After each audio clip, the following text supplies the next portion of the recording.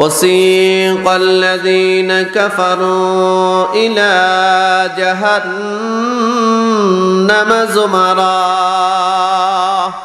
কিয়ামতের ময়দানে হাসরের মাঠে দুই ধরনের মানুষ হবে। এক ধরনের মানুষ হলো জান্নাতি, আরেক দল মানুষ হলো জাহান্নামী। জাহান্নামী মানুষগুলোর কথা আল্লাহ পাক উল্লেখ করে এই আয়াতে কারিমার মধ্যে বলছেন, বিচার যখন হয়ে যাবে, এ দুনিয়ার মুসলমানেরা, এই পৃথিবীর জমিনের মধ্যে মানুষ জান্নাত আর জাহান্নামের আলোচনা শুনেছে, কিন্তু জাহান্নাম কত ভয়াবহ এক জায়গার নাম, জাহান্নাম কত এক সুখ আর শান্তির নাম। এই বিষয়গুলো মানুষ তার মানুষের মাথার মধ্যে অ্যানালাইসিস করে নাই, ভাবে নাই, কখনো চিন্তা করে না। কারণ মানুষ সামনে যা আছে, মানুষ মরলে পরে কি পাবে না পাবে, এই পাওয়া না পাওয়া নিয়ে বর্তমান সমাজের মানুষের কোনো চিন্তা ভাবনা নাই, কথা ঠিক কিনা? তার মধ্যে কোনো পরিবর্তন নাই, কোনো চিন্তা নাই। এ দুনিয়ার মুসলমানেরা, এই পৃথিবীর মানুষগুলো কবরের জিন্দেগিতে যাবে, আমরাও কবরে যাব। কবরে যাব, এই কবর থেকে আল্লাহ তাআলা আবার আমাদেরকে উত্তোলন করবে, পুনরুজ্জীবিত করবে। কবরের জিন্দেগিতে মানুষ কত কাল, কত বছর থাকবে এটা মানুষ জানে না। ওয়াইদাল কুবুর বু'থিরাত, এমন একদিন আসবে কবরকে উন্মুক্ত করে দেওয়া হবে। কবরের ভিতরে কে আছে তাকে সেখান থেকে বের করা হবে। আপনাদের কি এই কথা বিশ্বাস হয়? বিশ্বাস হয় তো? কবর থেকে যে উঠা লাগবে বিশ্বাস হয়? যেই মানুষটা কবর থেকে উঠতে হবে এই কথা আর বিশ্বাস করে, এই লোকটা আবার কেমন করে পাপ করে আমার বুঝে আসে না। কবরের মধ্যে যার উঠতে হবে আবার কেমন করে সে পাপ করে বুঝে আসে না। ওই কবর, যে কবরের মধ্যে মানুষ অসংখ্য কাল, হাজার হাজার কোটি কোটি বছর পর্যন্ত থাকতে হবে, কোটি বছর। এই কবর থেকে মানুষ কেমনে উঠবে? কবর থেকে মানুষ উঠবে। দুনিয়াটা কে সৃষ্টি করেছেন জোরে বলেন? আস্তে বললে হবে না, জোরে বলেন, আরো চিৎকার করে বলেন কে? এই পৃথিবী কে সৃষ্টি করেছেন? আবার এই পৃথিবী কে ধ্বংস করবে? আল্লাহ এই পৃথিবী ধ্বংস করবে।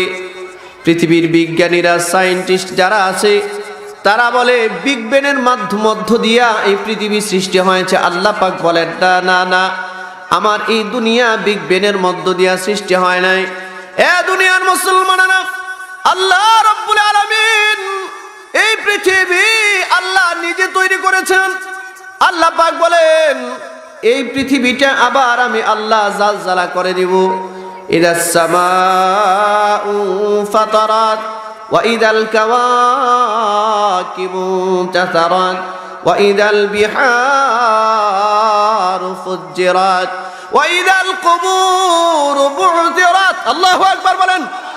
আল্লাহ রাব্বুল আলামিন বলেন, হে পৃথিবীর মানব সকল, ইদাস সামাউ ফাতারাত, এই যে তোমার মাথার উপরে আসমানটা দেখতে পাও, এমন একটা সময় আসবে, একদিন আমি আল্লাহ এই আসমানটাকে ভেঙে টুকরা টুকরা করে দিব।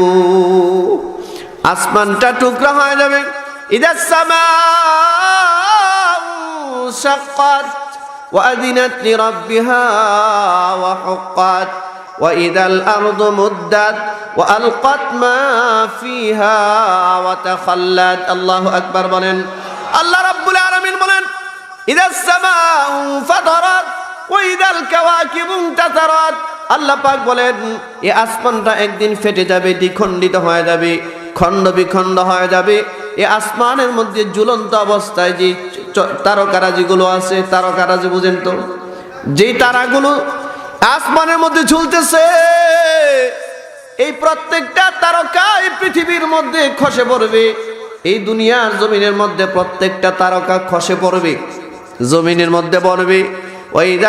ওয়াইদাল বিহারু ফুজ্জিরাত, এই যে সাগর দেখা যায়, মহাসাগর দেখা যায়, এই সাগরটাকে উদ্বেলিত করা হবে। সাগরের মধ্যে তরঙ্গমালার সৃষ্টি হবে, সুনামির সৃষ্টি হবে। সুনামি, পৃথিবীর মানুষ সুনামির দুই একটার নাম শুনেছে। ইন্দোনেশিয়ায় সুনামি হয়েছে।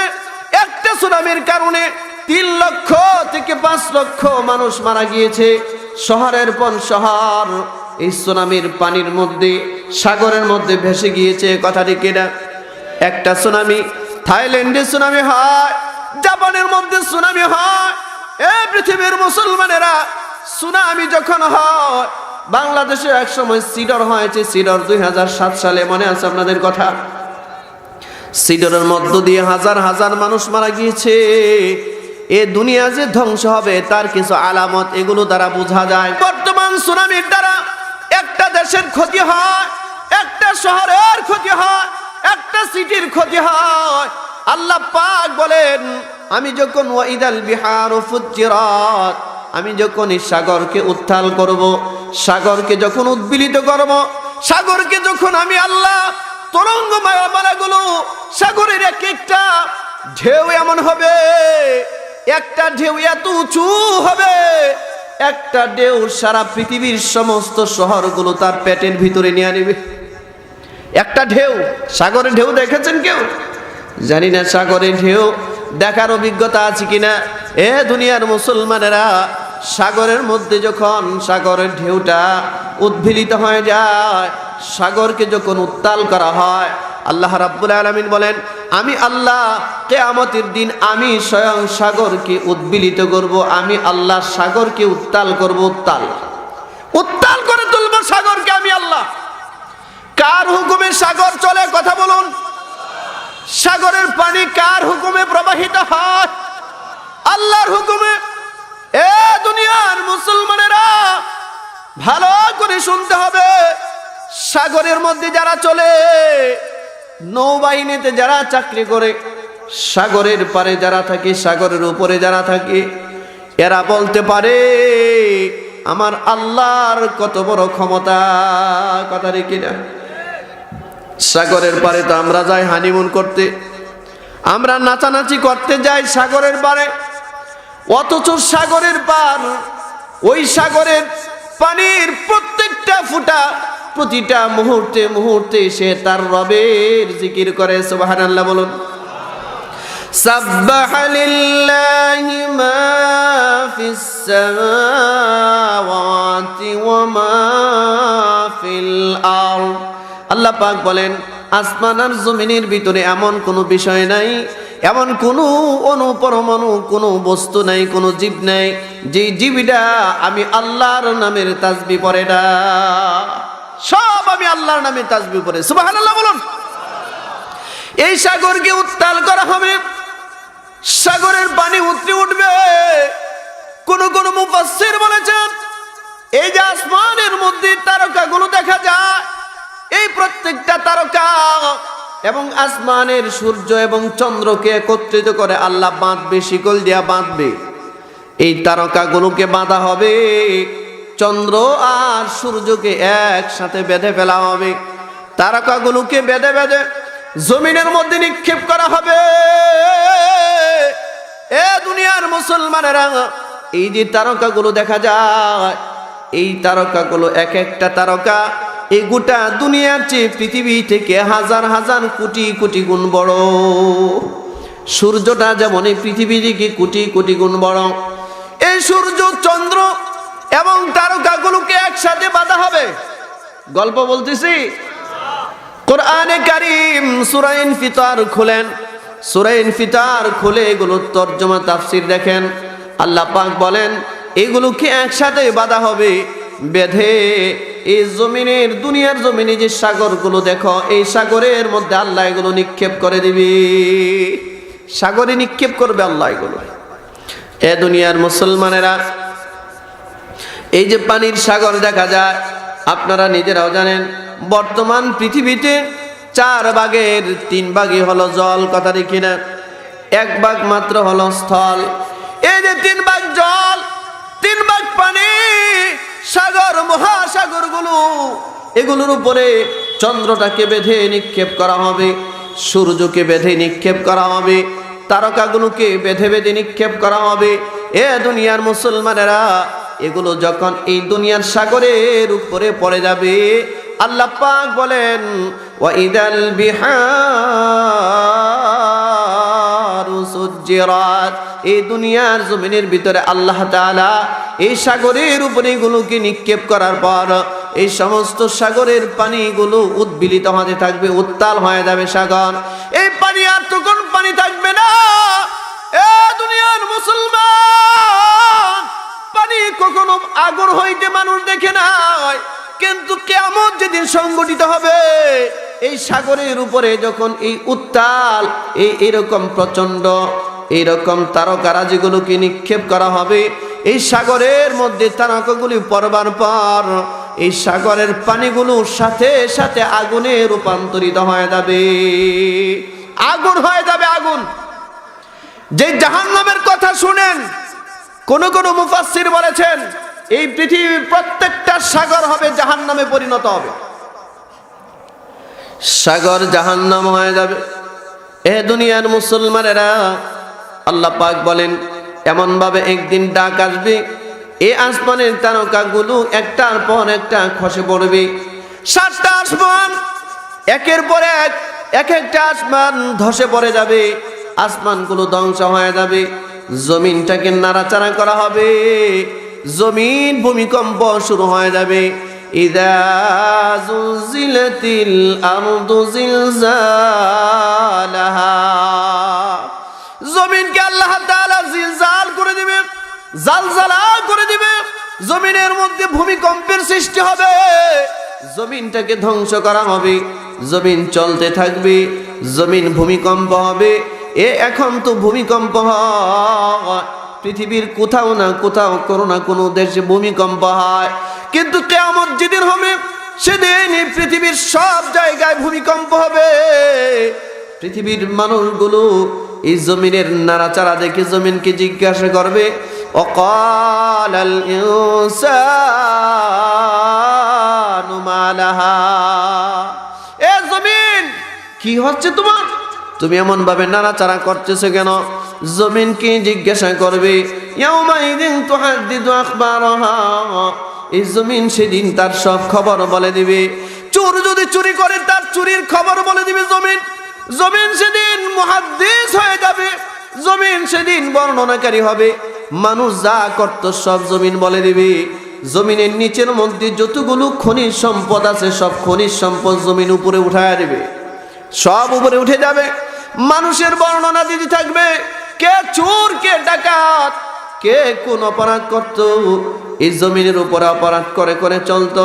এ দুনিয়ার মুসলমানেরা, অনেকে মনে করে আমাকে মনে হয় কেউ দেখে না, আমার সাক্ষী মনে হয় কেউ নাই। না না না, তোমার সাক্ষী তো তোমার শরীরের প্রত্যেকটা অঙ্গ তোমার সাক্ষী। তুমি যেই জমিনের উপরে অপরাধ করো, এই জমিন তোমার অপরাধের সাক্ষী, কথা দেখি না?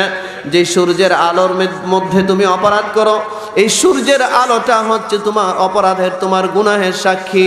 এ মুসলমান বন্ধুরা আমার, এ দুনিয়ার মুসলমানেরা, আল্লাহ রাব্বুল আলামিন বলেন এই দুনিয়াটা এমন ভাবে জেলজালা করা হবে, আবার আদেশ দেওয়া হবে, এমন ভাবে ধ্বংস হওয়ার পর হযরত ইসরাফিলের 2 নাম্বার ফুৎকারের বেলা, 2য় নাম্বার ফুৎকার যখন হযরত ইসরাফিল আলাইহিস সালাম দিবেন, হযরত ইসরাফিল আলাইহিস সালামের এই 2য় নাম্বার ফুৎকারের সময় আল্লাহ তাআলার আরশে আযমের নিচ থেকে একটা বৃষ্টি এই জমিনের মধ্যে পড়তে থাকবে, একটা বৃষ্টি।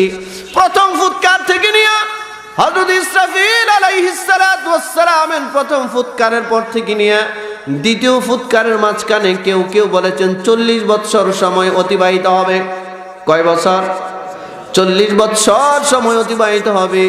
এই সময়টার ভিতরে পৃথিবীর জমিনে কিছুই থাকবে না, না জমিন থাকবে, না পাহাড় থাকবে, না সাগর থাকবে। এ দুনিয়ার মানুষ, আল্লাহ রাব্বুল আলামিন শুধু একাই থাকবে, একা। আল্লাহু আকবার বলেন। আর কেউ নাই। কুল্লু মান আলাইহা ফান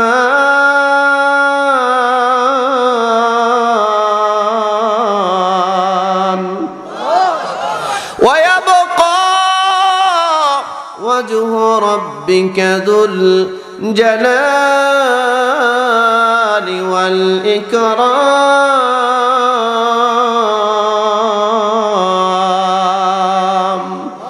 আল্লাহ রাব্বুল আলামিন বলেন ওই দিন আল্লাহ ছাড়া যা আছে সবকিছু ধ্বংস হয়ে যাবে, আল্লাহ ছাড়া আর কোনো কিছুই থাকবে না, শুধুমাত্র আল্লাহ। শুরুতেও আল্লাহ যেমন একা ছিলেন, এ আল্লাহর শেষেও তিনি একা থাকবেন। সব জালজালা হয়ে যাবে, কিচ্ছু থাকবে না।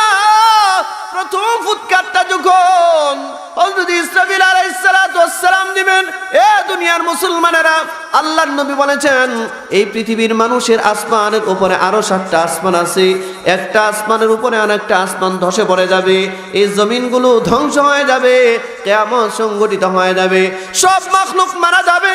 প্রথম ফুৎকারের বেলায় সমস্ত মাখলুক মারা যাবে। এই যে সূর্যটা দেখা যায়, চন্দ্রটা দেখা যায়, এই যে আসমানটা দেখা যায়, কিয়ামতের দিন এই আসমানটা যখন ভেঙে যাবে, আসমানের ফেরেশতারা ভয়ে আতঙ্কিত হয়ে জমিনের মধ্যে চলে আসবে। জমিনে এ আল্লাহর বান্দারা, তাফসীরের মধ্যে আসছে প্রথম আসমানটা যখন ভেঙে ফেলা হবে, আসমানের ফেরেশতারা ভয় পেয়ে যাবে, না জানি আমার আল্লাহ আজকে আমাদেরকে আযাবের মধ্যে গ্রেফতার করে কিনা। এ দুনিয়ার মুসলমানেরা, যেই ফেরেশতারা কোনোদিন কোনো অপরাধ করে নাই, কোনো গুনাহ করে নাই, ফেরেশতারা গুনাহ করার কোনো প্রয়োজন পড়ে না, গুনাহ করার কোনো খায়েশাত তাদের মধ্যে নাই, এই ফেরেশতারা আতঙ্কগ্রস্ত হয়ে যাবে। আজকে আল্লাহ এত বড় রাগান্বিত হয়েছে, যদি আল্লাহ আমাদেরকে গ্রেফতার করে ফেলে, সব ফেরেশতারা ভয়ে আতঙ্কিত হয়ে এই জমিনের মধ্যে দলে দলে আসতে থাকবে। এ দুনিয়ার মুসলমানেরা, এই পৃথিবীর মানুষগুলো যখন কিয়ামতের বিভীষিকাময় অবস্থা থাকবে, এই মানুষগুলো এদিক সেদিক দৌড়াদৌড়ি করবে। কিসের ছেলে আর কিসের মেয়ে, কিসের সংসার, কিসের বাড়ি ঘর, কিসের ধন আর দৌলত। যখন দেখবে এই পৃথিবীর এই সূর্যটা একবার নিভ্রভ হয়ে গেছে, সূর্য এখন আর নাই, চন্দ্র এখন আর নাই, এ দুনিয়ার মুসলমানেরা, মানুষগুলো যখন দেখবে এখন আর কেউ নাই, এই পৃথিবীর পাহাড়গুলো চলমান হয়ে গেছে, চলমান পৃথিবীর পাহাড়গুলো তুলার মতো উঠতেছে, তুলার মতো। ওয়াতাকুনুল জিবালু কাল ইহনিল মানফুস।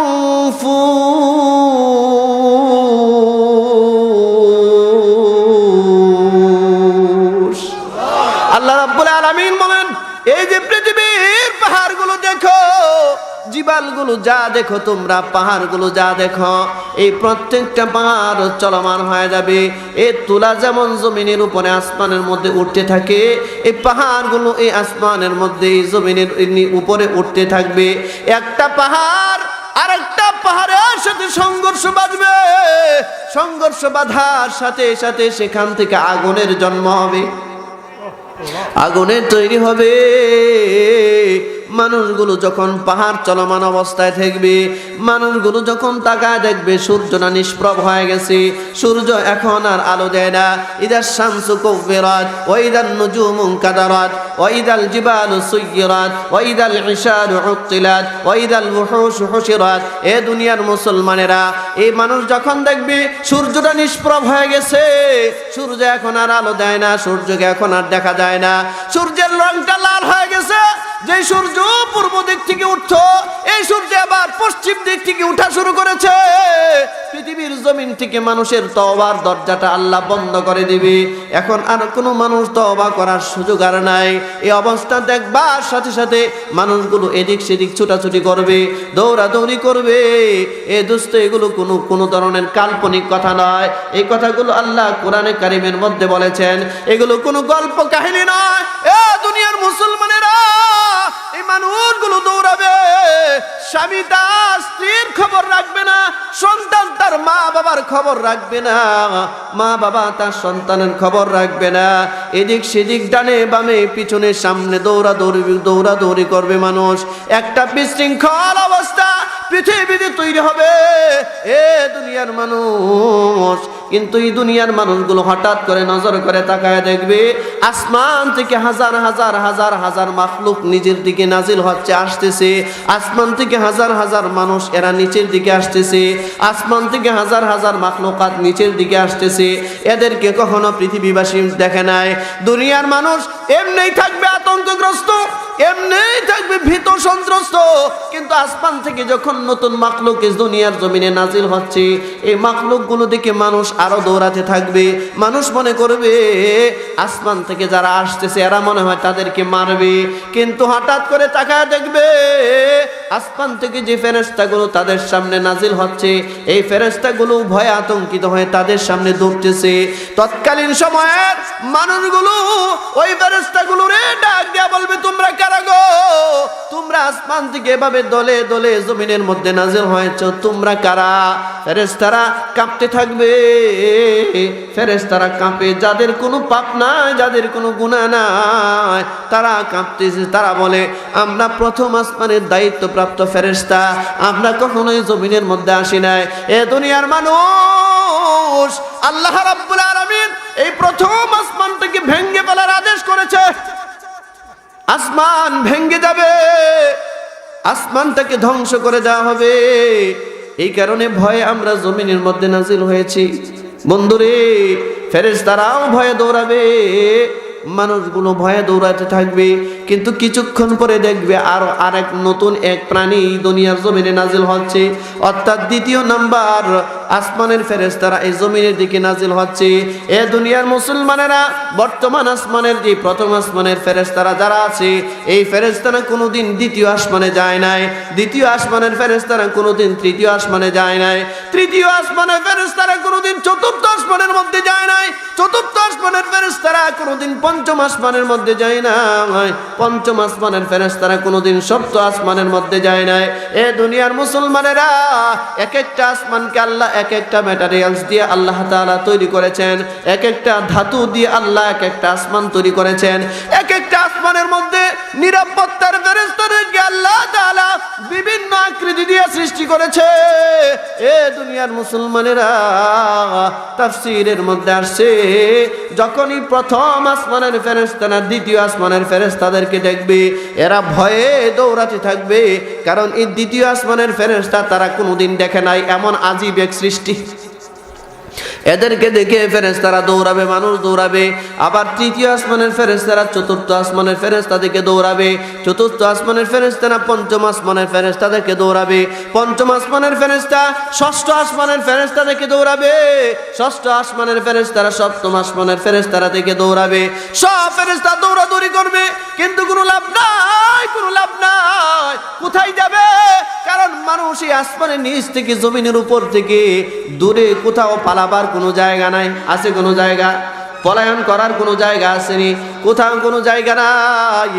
জালজালা হবে, সব মাখলুক মারা যাবে, সবাই মারা যাবে, সব ফেরেশতারা মরবে, সব মানুষগুলো মারা যাবে, সমস্ত ইনসান আর জিন সবাই মারা যাবে, সমস্ত গরু ছাগল যা আছে সব মারা যাবে। এ দুনিয়ার মুসলমানেরা, কিয়ামতের পর মাত্র চারটা সৃষ্টি এই জমিনের মধ্যে থাকবে, চারটা প্রাণী থাকবে।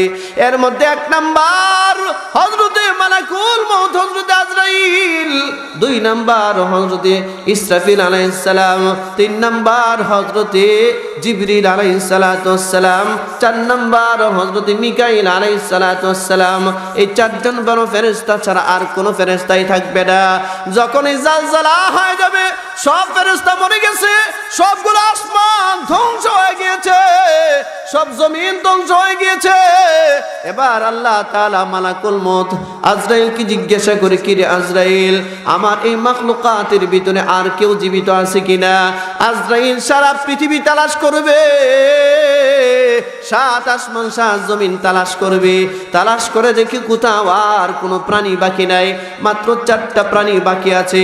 হযরত আজরাইল মালাকুল মউত আল্লাহ রাব্বুল আলামিনের কাছে জিজ্ঞেস করে বলবে, মালিক, তোমার মাখলুকাতের ভিতর আর কোনো মাখলুক বাকি নাই, মাত্র চারটা মাখলুক বাকি আছে।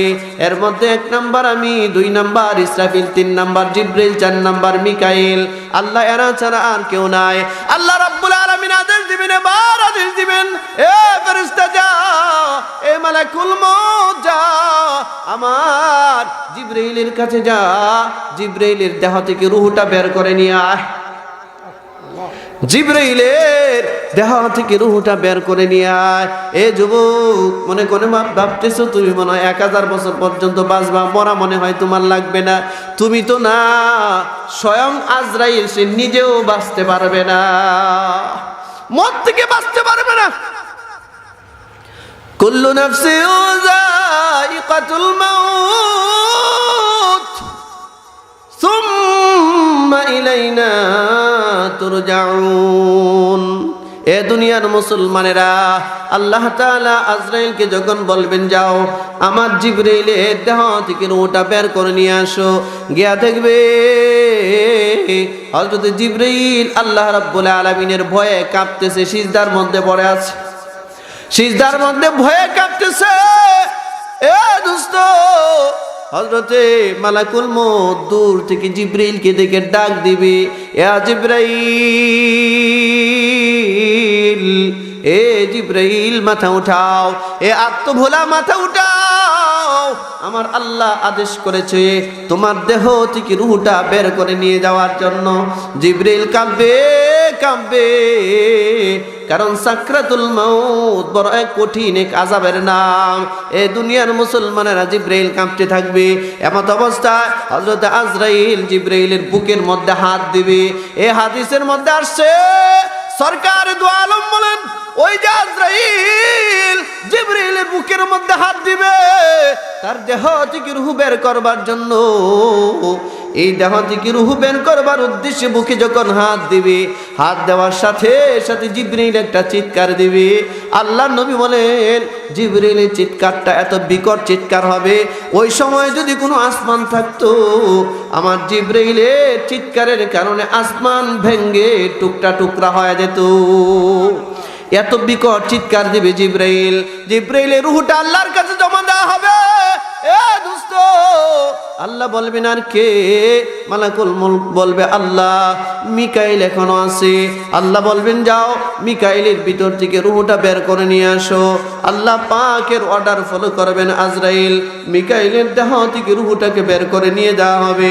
আল্লাহ আবার বলবেন আর কে বাকি আছে? এবার মালাকুল মউত মালিক হে, এখন একমাত্র ইসরাফিল বাকি আছে, যার সিঙ্গার ফুৎকারের মাধ্যমে তুমি জালজালা করেছো, কিয়ামত সংগঠিত করেছো। যে ইসরাফিলের মুখের মধ্যে সিঙ্গা লাগানো ছিল, এই ইসরাফিল এখন বাকি আছে।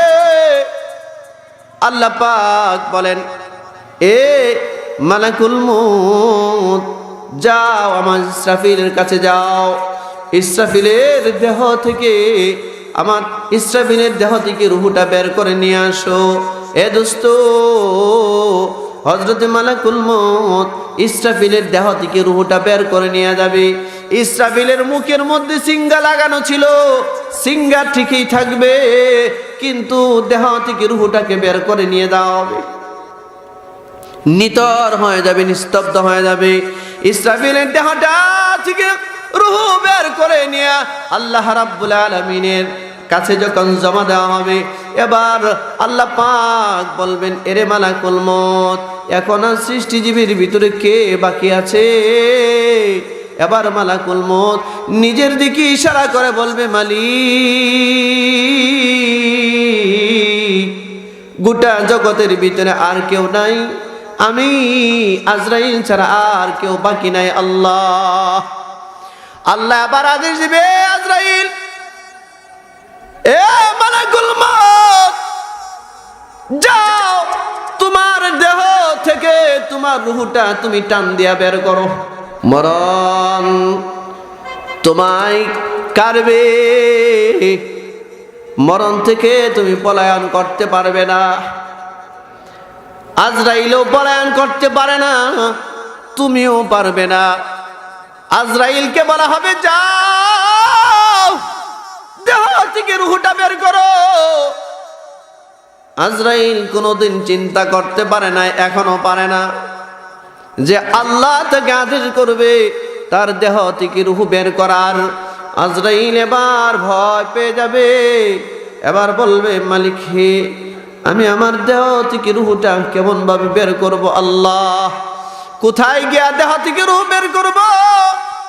আল্লাহ বলেন, এ আজরাইল, জান্নাত আর জাহান্নামের মাঝখানে একটা জায়গা রেখেছি আমি, এই জায়গাটার নাম হচ্ছে আরাফ। এই আরাফের মধ্যে গিয়ে দাঁড়াও, এই আরাফের মধ্যে দাঁড়াইয়া তোমার দেহ থেকে তুমি রূহটা টান দিয়া বের করো।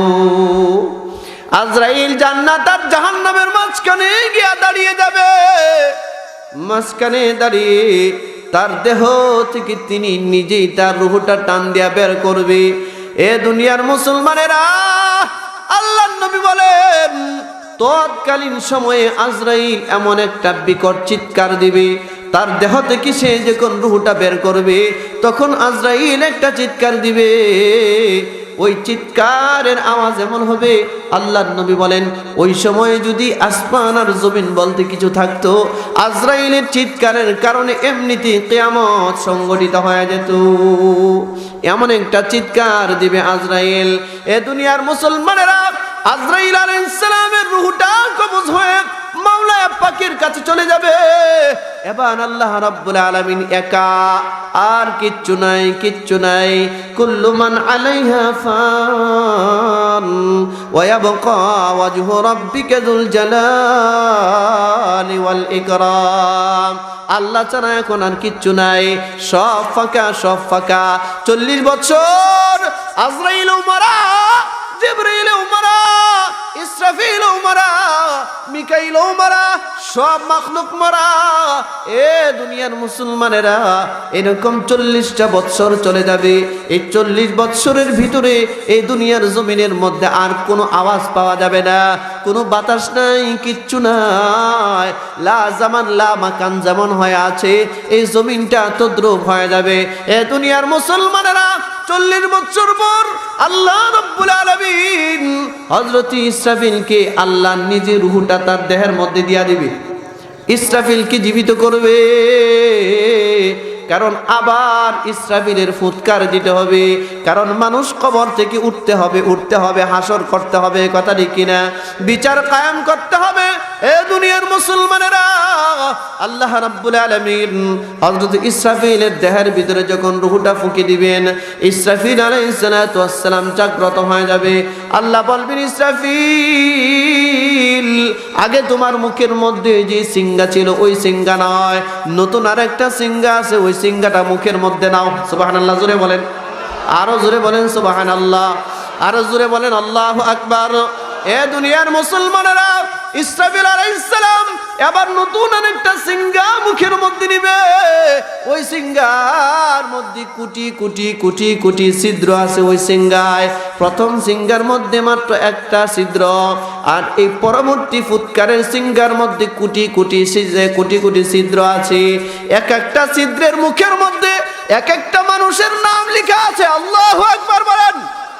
আপনার নাম আব্দুল করিম, আপনার নাম আব্দুল সত্তার, আপনার নাম করিম, আপনার নাম অমুক, আপনার নাম তমুক, আপনার নাম আব্দুল্লাহ, আপনার নাম আব্দুর রহমান। যে যার নাম আছে তার নামে ইসরাফিলের দ্বিতীয় সিংহার ফুৎকারের মধ্যে প্রত্যেকটা ছিদ্রের মধ্যে তার নামটা লেখা আছে। সুবহানাল্লাহ। আল্লাহ রাব্বুল আলামিন ইসরাফিলকে বলবে, ইসরাফিল রেডি হও, এবার তোর সিংহার মধ্যে ফুৎকার দিতে হবে।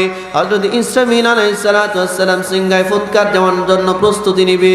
মুফাসসিরিন হযরতরা লিখেন, ওই সময় আল্লাহ রাব্বুল ইজ্জতুল জালাল তার আরশে আজিমের নিচ থেকে একটা বৃষ্টি দিবে, জমিনের মধ্যে বৃষ্টি। সুবহানাল্লাহ বলেন। একটা মেঘ দিবে আল্লাহ। এ আল্লাহর বান্দারা, তাফসীরের মধ্যে আসছে, হাদিসের মধ্যে আসছে, আল্লাহর নবী বলেছেন, এই মেঘটা হবে এমন, আরশে আজিমের নিচ থেকে গোটা জমিনের মধ্যে এই মেঘটাকে ছিটিয়ে দেওয়া হবে। এই মেঘ দুনিয়ার বৃষ্টির পানির মতো নয়, দুনিয়ার বৃষ্টির পানির মতো নয়। তাফসীরের মধ্যে আসছে, পুরুষের শুক্রাণু যেরকম শক্ত হয়, এ পুরুষের শুক্রাণুর মতো করে এই মেঘের এই বৃষ্টিটাই জমিনের মধ্যে দেওয়া হবে। এক একটা বৃষ্টির এক একটা ফুটার মধ্যে আপনাকে যে এরকম এক বিন্দু শুক্রাণু দিয়ে আল্লাহ সৃষ্টি করেছেন, আমাকে আল্লাহ সৃষ্টি করেছেন, এইরকম আরেক বিন্দু শুক্রাণু আল্লাহ পাকের কাছে আমানত আছে। ওই শুক্রাণু নামক বৃষ্টি জমিনের ভিতরে আল্লাহ নিক্ষেপ করবে। আপনার কবর যে জায়গায় হবে, যেখানে আপনাকে দাফন করা হবে, যে গুরুস্থানে দাফন করা হবে, অথবা সাগর মহাসাগর কোথাও যদি আপনি মরে থাকেন, যেখানে আপনার নাভিটা পড়ে আছে, এ মুসলমান, আল্লাহর আরশে আজিমের নিচ থেকে প্রবাহিত ওই বৃষ্টির ফোঁটাটা এক একটা মানুষের কবরের উপরে নিক্ষিপ্ত হবে, এক একজনের কবরের উপরে নিক্ষিপ্ত হবে। আপনাদের এই বগাদিতে গুরুস্থান আছে না? এই গুরুস্থানের মধ্যে কত মানুষ ঘুমিয়ে আছে? যতগুলো মানুষ ঘুমিয়ে আছে, এই প্রত্যেকটা মানুষের নামে একটা শুক্রাণু আছে আল্লাহর কাছে আমানত। এই শুক্রাণুটা হযরতে আল্লাহ তাআলা তার নিজের পক্ষ থেকে পৃথিবীতে বৃষ্টির আকারে বর্ষণ করবেন, আর প্রতিটা মানুষের কবরের মধ্যে তা নিপতিত হবে। আল্লাহ পাক এবার বলবেন, শুক্রাণু তো আল্লাহ আগেই পাঠিয়ে দিয়েছেন বৃষ্টির আকারে, এবার ইসরাফিলকে আদেশ দেয়া বলবে, ইসরাফিল সিংহায় ফুৎকার মার। আল্লাহু আকবার। 2 নাম্বার ফুৎকার, 2 নাম্বার ফুৎকার। ইসরাফিল রে ফুৎকার দে। এ দোস্ত, তাফসীরের মধ্যে আসছে, হাদিসের মধ্যে আসছে, আজরাইল মরল, জিবরাইল মরল, ইসরাফিল মরল, মিকাইল মরল, সব মরল। আল্লাহ একা, আর কেউ নাই। শুরুতেও যেমন আল্লাহ একা ছিলেন, আর কেউ নাই। শুরুতে কেউ ছিল আল্লাহর সাথে? আল্লাহ একা। শুরুতেও আল্লাহ একা, শেষেও আল্লাহ একা, আর কেউ নাই। ওই সময় আল্লাহ তাআলা ডাকবে, এই পৃথিবীটাকে ডাকবে আল্লাহ। হাদিসের মধ্যে আসছে, আল্লাহ রাব্বুল আলামিন তখন একা একা কথা বলবেন, কারো সাথে না, একাই বলবেন। সুবহানাল্লাহ। হাদিসের মধ্যে আসছে, আল্লাহর নবী বলেন, আল্লাহ তাআলা এই দুনিয়াকে লক্ষ্য করে বলবে, ইয়া দুনিয়া, ইয়া দুনিয়া আইনা জিবালুকা, ইয়া দুনিয়া, ইয়া দুনিয়া আইনা মালুকা। হে দুনিয়া, কোথায় তোমার পাহাড়গুলো?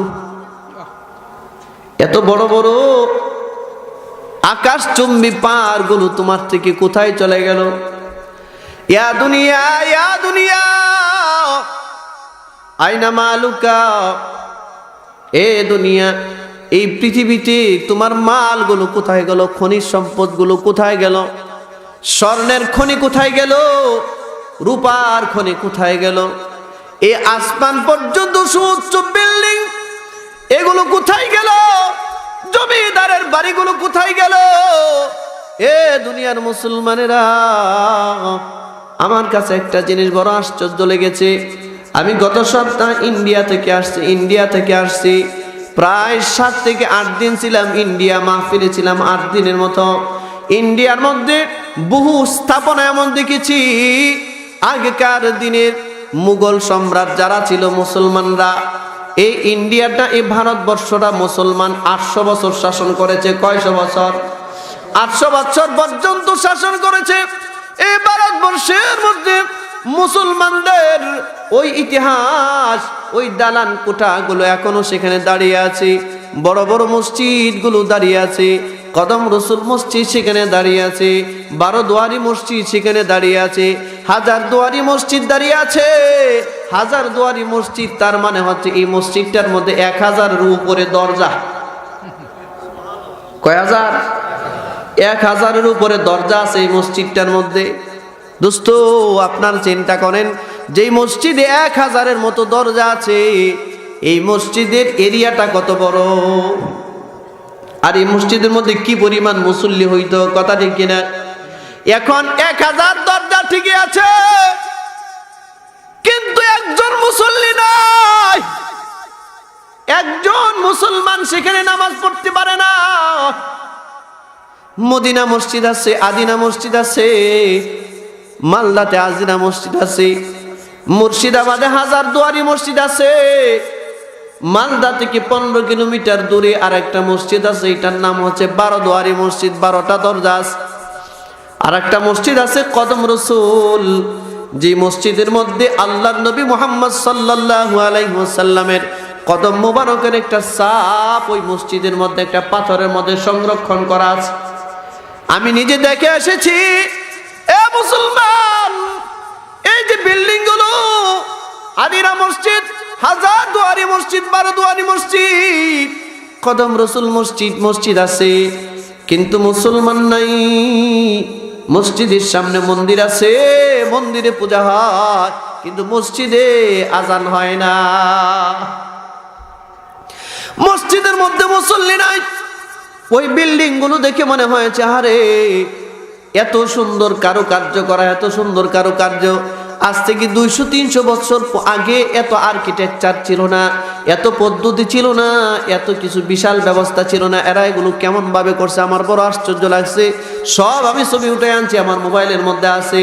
এ দুনিয়ার মুসলমানেরা এই ধ্বংস হয়ে গেছে, এই জমিন ধ্বংস হয়ে গেছে, বিল্ডিং গুলো কালের সাক্ষী হয়ে দাঁড়িয়ে আছে। সেই মসজিদের ভিতরে এখন আর নামাজ নাই, ওই মসজিদের ভিতরে এখন সিনেমার শুটিং করা হয়, ওই মসজিদের ভিতরে নাটকের শুটিং করা হয়। এই বাংলাদেশের মুসলমানরা ইন্ডিয়ান সিনেমা দেখতেছো, দেখবা ইন্ডিয়ান সিনেমার মধ্যে মাঝে মধ্যে কিছু পুরাতন বিল্ডিং দেখায়, পুরাতন বিল্ডিং দেখায়, সিনেমার শুটিং এর মধ্যে মসজিদের আকৃতি দেখায়। দোস্তরে, সেগুলো কিন্তু এখন সিনেমার শুটিং এ পরিণত হয়েছে, ধ্বংস হয়ে গেছে, সব ধ্বংস। এ দুনিয়ার মুসলমান, আমার কাছে মনে হয়েছে কালের বিবর্তনে মাত্র 200-300-500 বছরের কালের বিবর্তনে যদি দুনিয়ার এতটা পরিবর্তন হতে পারে, আজকে মসজিদ যদি মন্দিরে পরিণত হতে পারে, আবার কোনোদিন মন্দির মসজিদে পরিণত হবে, কথাটি কিনা? এটা হচ্ছে দুনিয়ার পরিবর্তন, দুনিয়ার একটা নীতিমালা। দুনিয়ার মুসলমানের আমার আল্লাহ রাব্বুল আলামিন এই লা জামান লা মাকানের মধ্যে দুনিয়াকে লক্ষ্য করে বলবে, এ দুনিয়া, ইয়া দুনিয়া, ইয়া দুনিয়া আইনা জিবালুকা, এ দুনিয়া কোথায় তোমার পাহাড়গুলো, আকাশচুম্বী পাহাড়গুলো কোথায় হারিয়ে গেল? ইয়া দুনিয়া, ইয়া দুনিয়া আইনা মালুকা, এ দুনিয়া কোথায় তোমার মাল, কোথায় তোমার সম্পদ, কোথায় তোমার ধন, কোথায় তোমার ধনাঢ্যবান মানুষগুলো যারা তোমার বুকের উপরে চলতে ফিরতো? এ দুনিয়া এরা আজকে কোথায় গেল? এ দুনিয়ার মুসলমানেরা আল্লাহ রাব্বুল আলামিন পৃথিবী এই দুনিয়াকে লক্ষ্য করে বলবে, ইয়া দুনিয়া, ইয়া দুনিয়া আইনা বাহরুকা, কোথায় তোমার এই সাগরগুলো কোথায় গেছে? দুনিয়া জবাব দিবে না, একদম নিশ্চুপ হয়ে যাবে, কোনো জবাব নাই। এই যে 40 বছর অতিবাহিত হইতেছে, 40 বছর অতিবাহিত হইতেছে, এরপরে আল্লাহ একাই হুকুম করবে। এবার গোটা জগৎকে আল্লাহ হুকুম করবে, লিমানিল মুলক, বলো আজকের এই রাজত্ব কার? এ কে জবাব দিবে? আল্লাহর সামনে কে জবাব দিবে? জবাব দেওয়ার মতো কেউ নাই, আল্লাহর দরবারে জবাব দেওয়ার মতো কেউ নাই। আল্লাহ নিজেই তখন বলবে, ওয়াহিদুল কাহ্হার, আমি জানি আজকের এই দিনের একচ্ছত্র অধিপতি হচ্ছে কাহ্হার। সুবহানাল্লাহ বলেন। কাহ্হার আল্লাহর একটা নাম, সিফাতি একটা নাম। এ আল্লাহর বান্দারা, কাহ্হার আল্লাহর এক সিফাতি নাম। আল্লাহ তাআলা এই কাহ্হার নামে হাসরের ময়দানে নিজেকে প্রকাশিত করবেন। এ দুনিয়ার মুসলমানেরা, আল্লাহ রাব্বুল ইজ্জতুল জালাল 40 বছর পর যখন আদেশ দিবেন, দুনিয়া জবাব দিবে না, কেউ কোনো জবাব দিবে না। 40 বছর পর আল্লাহ রাব্বুল আলামিন আদেশ দিবেন। আদেশ দেওয়ার সাথে সাথে সিংহায় ফুৎকার দেওয়া হবে। এই ইসরাফিলের সিংহার ভিতর থেকে এই রূহগুলো বের হয়ে কবরের মধ্যে আসবে। কবর থেকে মানুষগুলো এবার উত্থিত হতে থাকবে। আল্লাহ বলেন, ওয়া ইদাল কুবুর বুসিরাত, কবরকে তখন উন্মোচিত করা হবে, কবরকে খুলে দেওয়া হবে, কবর থেকে মানুষ উত্থিত হবে, কবর থেকে মানুষ উঠবে। এ দুনিয়ার মুসলমানেরা, এই কোরআনের কথাগুলো মুসলমান এখন শুনতে চায় না। মুসলমান এখন কিচ্ছা কাহিনী পছন্দ করে, কথা দেখি না। একটা কাহিনী বললে, কিচ্ছা বললে কিন্তু কেউ উঠতো না। কাহিনীও জানি আমরা, কিচ্ছাও কিন্তু জানি, কিন্তু বলতেছি না, কারণ এই কথাগুলো কোরআনের কথা, এগুলো একটু শোনেন, কথা দেখি না। কাজে আসতে পারে, এটা ভয়টা ভিতরে ঢুকতে পারে। এ আল্লাহর বান্দারা, কবর উন্মোচিত হবে, মানুষগুলো কবর থেকে উঠে দাঁড়াবে, এবার দিক বিদিক ছুটাছুটি করবে, আবার কোন দিকে যাবে, কোথায় যাবে। সে কবর থেকে তাকে উঠানো হলো, কবর থেকে উঠেই একটা মানুষ ডানে এভাবে তাকায় দেখবে, কেউ কাউকে দেখা যায় না। হঠাৎ করে নজর করবে, তার পাশে একজন নতুন মানুষ দেখা যায়। এই মানুষটাকে নতুন দেখা যায়, লোকটার দিকে তাকাবে, কে তুমি? আমাকে ঘুম থেকে কেন আমার ঘুম ভাঙ্গাইলা? মুমিন বান্দা ডাক দিয়া বলবে, আমার ঘুমটা তুমি কেন ভাঙ্গাইলা? ওই লোকটা বলবে, তোমার ঘুম আমি ভাঙ্গাই নাই, তোমার ঘুম ভাঙ্গার সময় হয়েছে, এই কারণে মালিক তোমার ঘুম ভাঙ্গিয়েছে। তুমি কে? বলবে, আমি হচ্ছি তোমার নেক আমল। সুবহানাল্লাহ। তুমি কেন আমার কাছে?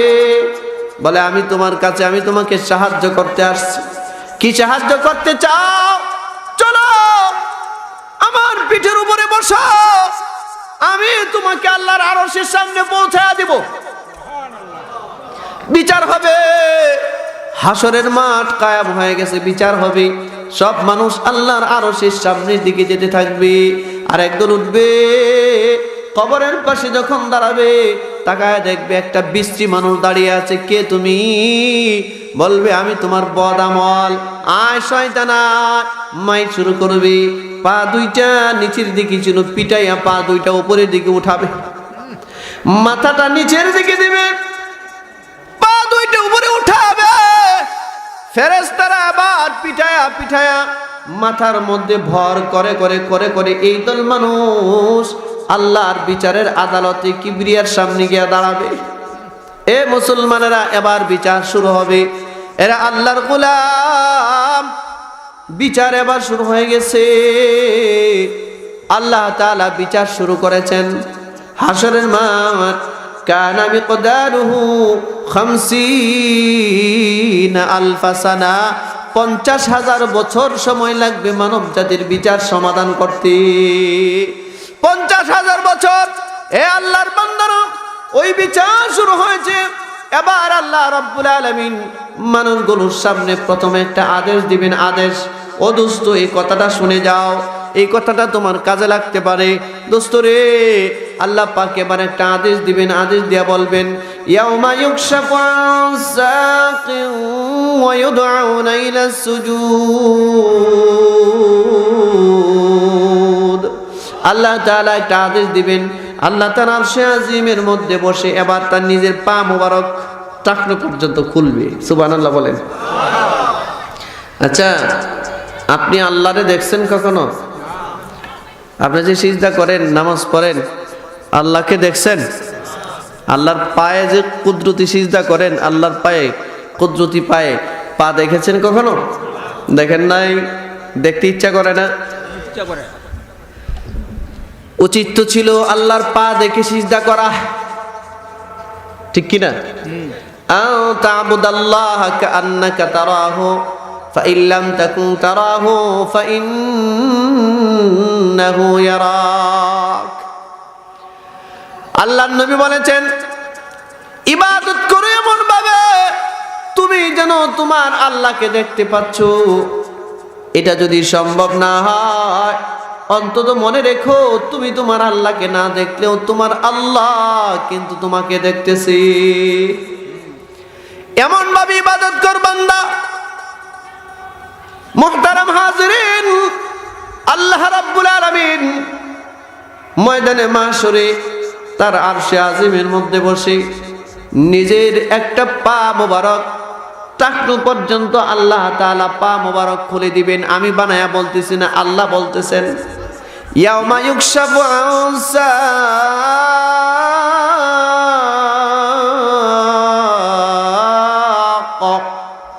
আল্লাহ তাআলা তার সাক বলা হয় টাকনুকে, টাকনু, এই টাকনু পর্যন্ত আল্লাহ রাব্বুল আলামিন তার পা মোবারক খুলে দিবেন। সমগ্র হাসরবাসীর সামনে আল্লাহ পাকের পা খুলে যাবে। সুবহানাল্লাহ বলে। আপনারা মনে মনে ভাবতে পারেন, হুজুর, তাহলে আল্লাহ কি আমাদের মতো মানুষের মতো পা নাকি? না রে বন্ধু, না। আল্লাহ হাত পা থেকে পবিত্র এক সত্তার নাম। আল্লাহ এমন এক সত্তার নাম, তিনি কেমন কেবল তিনি জানেন, আর কেউ জানে না, কথাটি কিনা। কিন্তু পার উদাহরণ কেন আনা হয়েছে? কারণ মানুষ হাত পা দেখে অভ্যাস, এই জন্য হাতটাকে ভালো চিনে, পাটাকে ভালো চিনে, কথাটি কিনা। এই জন্য আল্লাহ পাক বলেন, ওই দিন আরশে আজিমের মধ্যে বসে আল্লাহ তাআলা তার কুদরতি পায়ের একদম সাক পর্যন্ত, তার এই টাকনু পর্যন্ত আল্লাহ তার পা মোবারক খুলে দিবেন। পা মোবারক খুলে দিয়া এ দোস্ত কেমন ভাবে হাসরের মাঠ তৈরি হয় খুব খেয়াল করে দেখেন। পা মোবারক খুলে দিয়া আল্লাহ তাআলা সব মানুষকে বলবেন, বাবা আমাদের আব্বাজান আদম আলাইহিস সালাতু ওয়াস সালাম থেকে নিয়া পৃথিবীর শেষ মানুষটা পর্যন্ত সেদিন হাসরের মাঠে দাঁড়িয়ে থাকবে। এ দোস্ত সকলকে লক্ষ্য করে আল্লাহ তাআলা ডাক দিয়ে বলবেন, ইয়াউমা ইউকশাফু আন সাক। আল্লাহ তার কুদরতি পা টাকনু পর্যন্ত খুলে দেয়া বলবেন, ওয়ায়ুদআউনা ইলাস সুজুদ। এ বান্দারা, এ বান্দিরা, হাসরের মাঠের মানব সকল আমার কুদরতি পায়ে সিজদা কর। কার পায়ে সিজদা? আমরা কার পায়ে সিজদা করি? সিজদা একমাত্র কার পায়ে করতে হয়? সিজদা যদি আল্লাহকে না করে কেউ কোনো মাজারের মধ্যে গিয়া করে, কি হবে? শিরিক হবে না? শিরিক হয়ে যাবে, গুনাহ হয়ে যাবে, কবিরা গুনাহ হয়ে যাবে। সাবধান সাবধান। সিজদা যদি করতে হয় কেবল আল্লাহর কুদরতি পায়ে করতে হবে, ঠিক না? মুসলমান বন্ধুরা আমার, আল্লাহ রাব্বুল আলামিন যখন পা মুবারক খুলে দিয়া মানব জাতিকে বলবে, এবার আমার পা দেখে সিজদা কর, যখন এই সিজদার আদেশ দিবে, এ দুনিয়ার মুসলমানেরা খুব খেয়াল করতে হবে। আল্লাহ রাব্বুল আলামিন এই 2 নাম্বার সিজদার আদেশ, শুরুতে আল্লাহ সিজদার আদেশ দিয়েছিলেন আদম নবী বানাবার পর, আল্লাহ সিজদার আদেশ দিয়েছিলেন, কথা দেখি না? ফাসজুদু লি আদম। সমগ্র ফেরেশতার সামনে আল্লাহ পাক বলেছিলেন, এ ফেরেশতারা আমার আদম রে তোমরা সিজদা করো। সিজদার আদেশ। এ দুনিয়ার মুসলমানেরা, আমারও হাসরের ময়দানে আল্লাহ তাআলা আর একটা সিজদার আদেশ দিবে। আল্লাহু আকবার বলেন। এ দুনিয়ার মুসলমানেরা, আর একটা সিজদা, 2 নাম্বার সিজদা আল্লাহ পাক বলেন এটা হাসরের মাঠে দিবেন এই আদেশ। মাওলানা পাক বলেন, এবার ওয়ায়ুদআউনা ইলাস সুজুদ। এ বান্দা আমার কুদরতি পায়ে সিজদা কর। শুরুতে বলেছিলেন আদমের পায়ে সিজদা কর, আর হাসরের মাঠে বলেন আমার পায়ে সিজদা কর। সুবহানাল্লাহ বলেন। এ দুনিয়ার মুসলমানেরা, এই কথাটা বলবার সাথে সাথে হাসরের মাঠে যত মানুষ ছিল সব মানুষ আল্লাহু আকবার বলে আল্লাহর কুদরতি পায়ে সিজদা দেওয়ার জন্য রেডি হয়ে যাবে, সিজদা দিতে যাবে। আল্লাহর কুদরতি পায়ে সিজদা দেওয়ার জন্য মাথা নিচের দিকে নিবি। ও মা বোনেরা, আমি জানি এখানে পুরুষের চেয়ে মহিলারা অনেক বেশি হয়েছে, কথা ঠিক কিনা? খুব ভালো করে খেয়াল করে শুনেন গো মা, কত কাল কাটিয়ে দিয়েছেন, মাওলারে সিজদা করেন নাই, আপনি আল্লাহকে সিজদা করেন নাই। মন যেমনি চেয়েছে সেমনি আপনি তেমন করেই জিন্দেগি চালিয়েছেন। এ মুসলমান যুবক, যেমন ভাবে তোমার মন চাচ্ছে তেমন ভাবে তুমি চলতেছো। মনে রাখবা, এই স্বাধীনতা তোমার থাকবে না। তুমি কিন্তু স্বাধীন নও, কারণ তুমি গোলাম। মানুষ কার গোলাম? জোরে বলেন, আরো জোরে বলেন, কার গোলাম? এ গোলাম। এই কারণে আল্লাহ পাক বারবার ডেকেছেন রে গোলাম, এরে আল্লাহর গোলাম। গোলাম কোনোদিন স্বাধীন হতে পারে না, কথা ঠিক কিনা? যে তার মনিব আছে, তার মনিব ব্যতি রেখে গোলাম কোনোদিন স্বাধীন হতে পারে না। এরে আল্লাহর গোলামেরা, ওই দিন আল্লাহ তাআলা আদেশ করবে সিজদার। যেই মাত্র আদেশ করবে মানব জাতি আল্লাহু আকবার বলে সিজদা দিতে, মাথাটা নিচের দিকে নিবে। দুনিয়াতে যারা সিজদার প্র্যাকটিস করেছিল, দুনিয়াতে যাদের মধ্যে সিজদার আমল ছিল, দুনিয়াতে যারা নামাজটা পড়তো, দুনিয়াতে যারা আল্লাহ তাআলাকে সিজদা দিত 5 ওয়াক্ত নামাজের মধ্যে, আল্লাহ যখনই আদেশ দিবে বান্দারে সিজদা কর, সাথে সাথে তারা সিজদার মধ্যে পড়ে যাবে, সাথে সাথে সিজদায় পড়বে। সুবহানাল্লাহ জোরে বলেন। এবার এক প্রকারের মানুষ সিজদা, আরেক প্রকার মানুষ মাথাটা নিচের দিকে যখন নোয়াবে, আল্লাহু আকবার বলে যখন সিজদা দেওয়ার উপক্রম হবে, মাথাটা নিচের দিকে নেবে। এখনো পর্যন্ত মাটি পর্যন্ত তার মাথাটা যাবে না, মাথাটা শুধু একটু নোয়াবে। নোয়াবার সাথে সাথে পিছন দিক থেকে ফেরেশতারা তার রগের মধ্যে ধরে টান দিবে, পিছনে রগে ধরে টান দিবে, রগটা সোজা হয়ে যাবে, পিঠের রগ, ঘাড়ের রগ সোজা হয়ে যাবে। বন্ধুরা রে আমার, দুনিয়াতেও মাঝে মধ্যে বালিশের মধ্যে মাথা যদি উল্টা পাল্টা রাখা হয়, মাঝে মধ্যে ঘাড়ের রগ কিন্তু সোজা হয়ে যায়, হয় না? এই কারণে মাথাটা কিন্তু এদিক সেদিক ঘোরানো যায় না, হয় কি হয় না? এরকম মাথা ঘোরাইতে হলে মাথার সাথে শরীরও ঘোরাইতে হয়। আল্লাহর বান্দারা এটা কেন? কারণ তার রগ, তার এই ঘাড়ের রগটা সোজা হয়ে গেছে, এই কারণে সে মাথা ঘুরাইতে পারে না, রিল্যাক্স নাই। ফেরেশতারা যখন তার পিছন দিক থেকে রগের মধ্যে টান দিবে, টান দেওয়ার সাথে সাথে এই ঘাড় তার পিছনের রগগুলো এরকম সোজা হয়ে যাবে, না পারবে নিচে যেতে, এবার না পারবে উপরে উঠতে, হ্যাং হয়ে যাবে। হ্যাং, হ্যাং বুঝেন? শক্ত হয়ে যাবে, নিচেও যাইতে পারবে না, উপরে উঠতে পারবে না। আহা, কারা সিজদা করবে আর কারা সিজদা করতে পারবে না? দুনিয়াতে যার সিজদা ছিল না, আপনাদের কাছে কি মনে হয় এরা মনে হয় সিজদা করতে পারবে? না না না না না।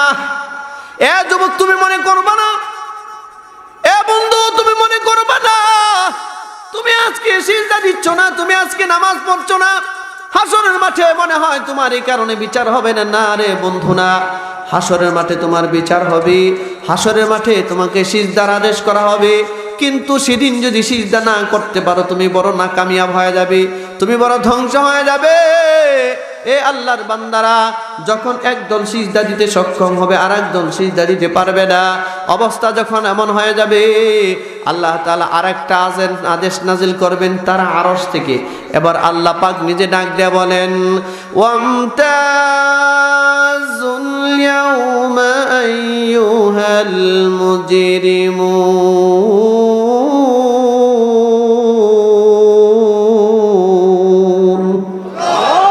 আল্লাহ তাআলা আরশে আজিম থেকে আদেশ দিবেন, হে মুজরিম যারা আছো, গুনাহগার যারা আছো, গুনাহগার যারা আছো, আমার নেককার বান্দাদের থেকে পৃথক হয়ে যাও।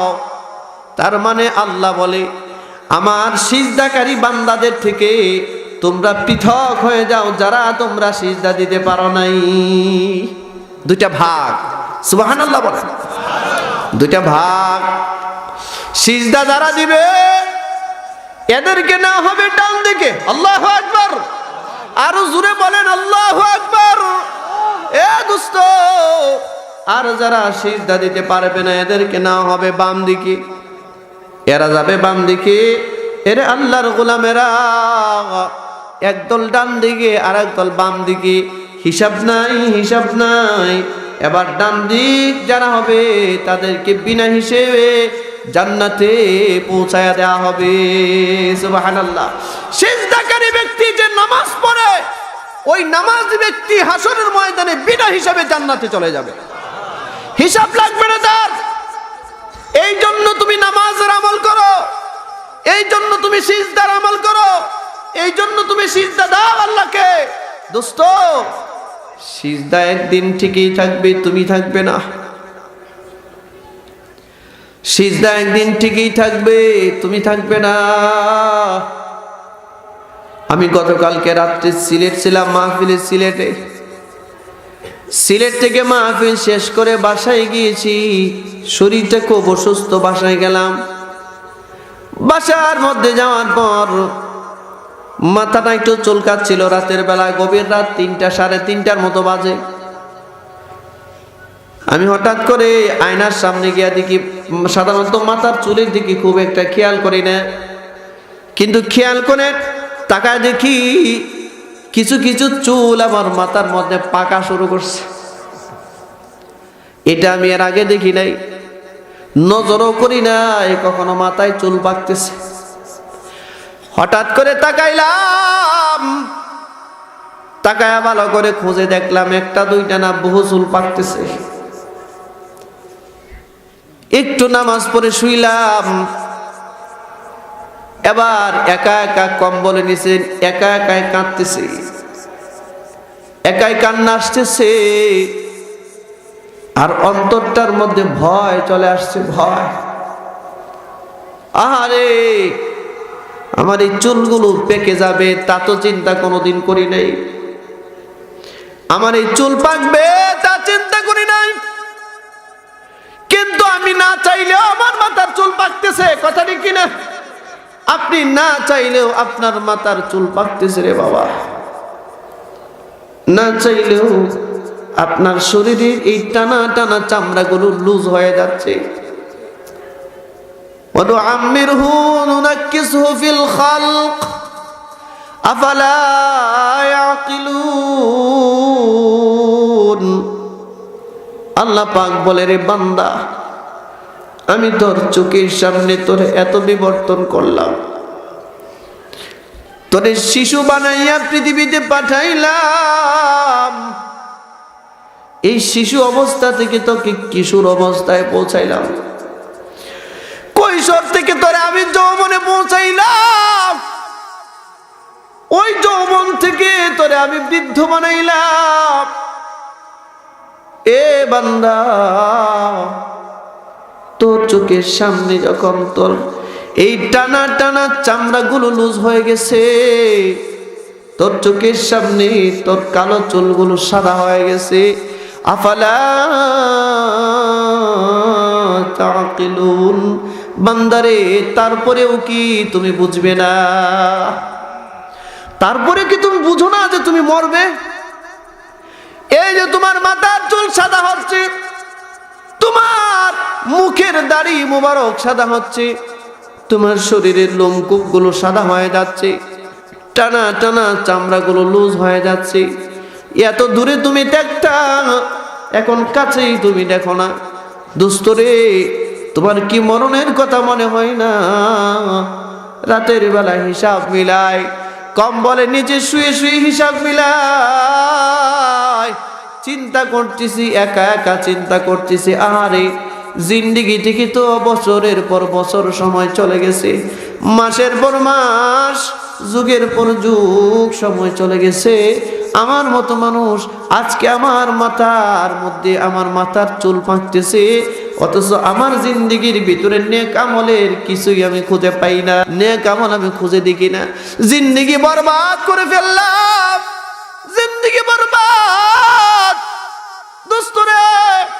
অথচ আমি যখন বালেগ হয়েছি, বালেগ হওয়ার পর থেকে আমার জানা নাই কোনোদিন আমি নামাজ মিস করছি, আমার জানা নাই কোনোদিন আমি নামাজ ছেড়ে দিছি ইচ্ছা। তারপরেও আমার কাছে মনে হয় আমার নেক আমলের পাল্লাটা মনে হয় একেবারেই পাতলা, কিছুই নাই, কিছুই নাই। যা করার দরকার ছিল তা করতে পারলাম না, বেকার জিন্দিগি কাটাইলাম, জিন্দিগি মনে হয় বেকার হয়ে যাচ্ছে রে দোস্ত।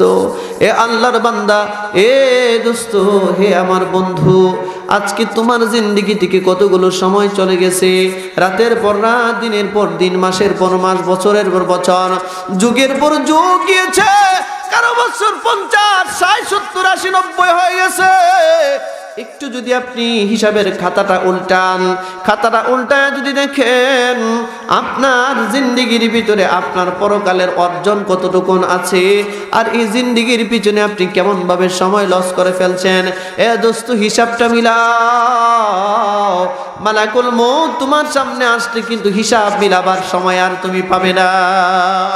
এরা আল্লাহর গোলামেরা, ওই দিন যখন সিজদাকারীদেরকে ডান পাশে না হবে তাদেরকে আসহাবি ইয়ামিন বলা হয়, ডানপন্থী বলা হয়। আবার যারা সিজদা দিতে পারবে না তাদেরকে বাম পাশে না হবে, এরা হচ্ছে আসহাবি শিমাল, এরা হচ্ছে বামপন্থী। দোস্তরে, ডানপন্থীরা বিনা হিসেবে জান্নাতে যাবে, কারণ তার আমলের মধ্যে সিজদা আছে, সিজদা, সুবহানাল্লাহ বলেন। আবার বামপন্থীরা জাহান্নামে যাবে, ওদেরও কোনো হিসাব নাই, বিনা হিসেবে জাহান্নামে যাবে। নাউজুবিল্লাহ, জোরে বলেন। দোস্ত, এই দুই দল দুই দিকে যাবে, এই দুই দলের সাথে ফেরেশতারা কি বলবেন? দোস্ত, এই কথাগুলো দিয়েই আল্লাহ তাআলা আমার তেলাওয়াতকৃত আয়াতগুলো নাজিল করেছেন। আল্লাহ রাব্বুল আলামিন বলেন, ওই জাহান্নামীগুলো যারা সিজদা দিতে পারে নাই তাদেরকে যখন জাহান্নামের দিকে নিয়ে যাওয়া হবে, জাহান্নামের দরজার সামনে নিয়ে তাকে হাজির করা হবে। দুনিয়ার মুসলমানেরা, মানব সম্প্রদায়ের লাশ গন্তব্য, শেষ গন্তব্য হলো হয় জান্নাত না হয় জাহান্নাম। আল্লাহর গোলামেরা, এই কথাটা আল্লাহ তাআলা তেলাওয়াতকৃত আয়াতের মধ্যে বলেন, ওয়াসিকাল্লাযীনা কাফারু ইলা জাহান্নামা যুমারা। কাফের কুফফারদেরকে যখন এরকম তাড়িয়ে দোস্ত হাঁসের পালের মতো করে, গরু ছাগলের পালের মতো করে তাড়িয়ে জাহান্নামের দরজার সামনে নিয়ে যাওয়া হবে। আল্লাহর বান্দারা যারা সিজদা দিতে পারে নাই তাদেরকেও তাড়িয়ে জাহান্নামের দরজার সামনে নেওয়া হবে, জাহান্নামের দরজার সামনে নিয়ে তাকে দাঁড় করানো হবে। দোস্ত, জাহান্নাম কিন্তু একটা নয় 7টা জাহান্নাম। সব জাহান্নামে কি কিন্তু আল্লাহ তাআলা সব মানুষকে কিন্তু একটা জাহান্নামে ফেলবে না। ওই জাহান্নামের দরজার সামনে একটা ওয়াইটিং রুম আছে, ওয়াইটিং রুম, যেটাকে ডিসিপ্লিন রুম বলা হয়। ওইখানের মধ্যে নিয়ে একজন জাহান্নামীকে চেক করে দেখা হবে সে কোন জাহান্নামের অধিকারী।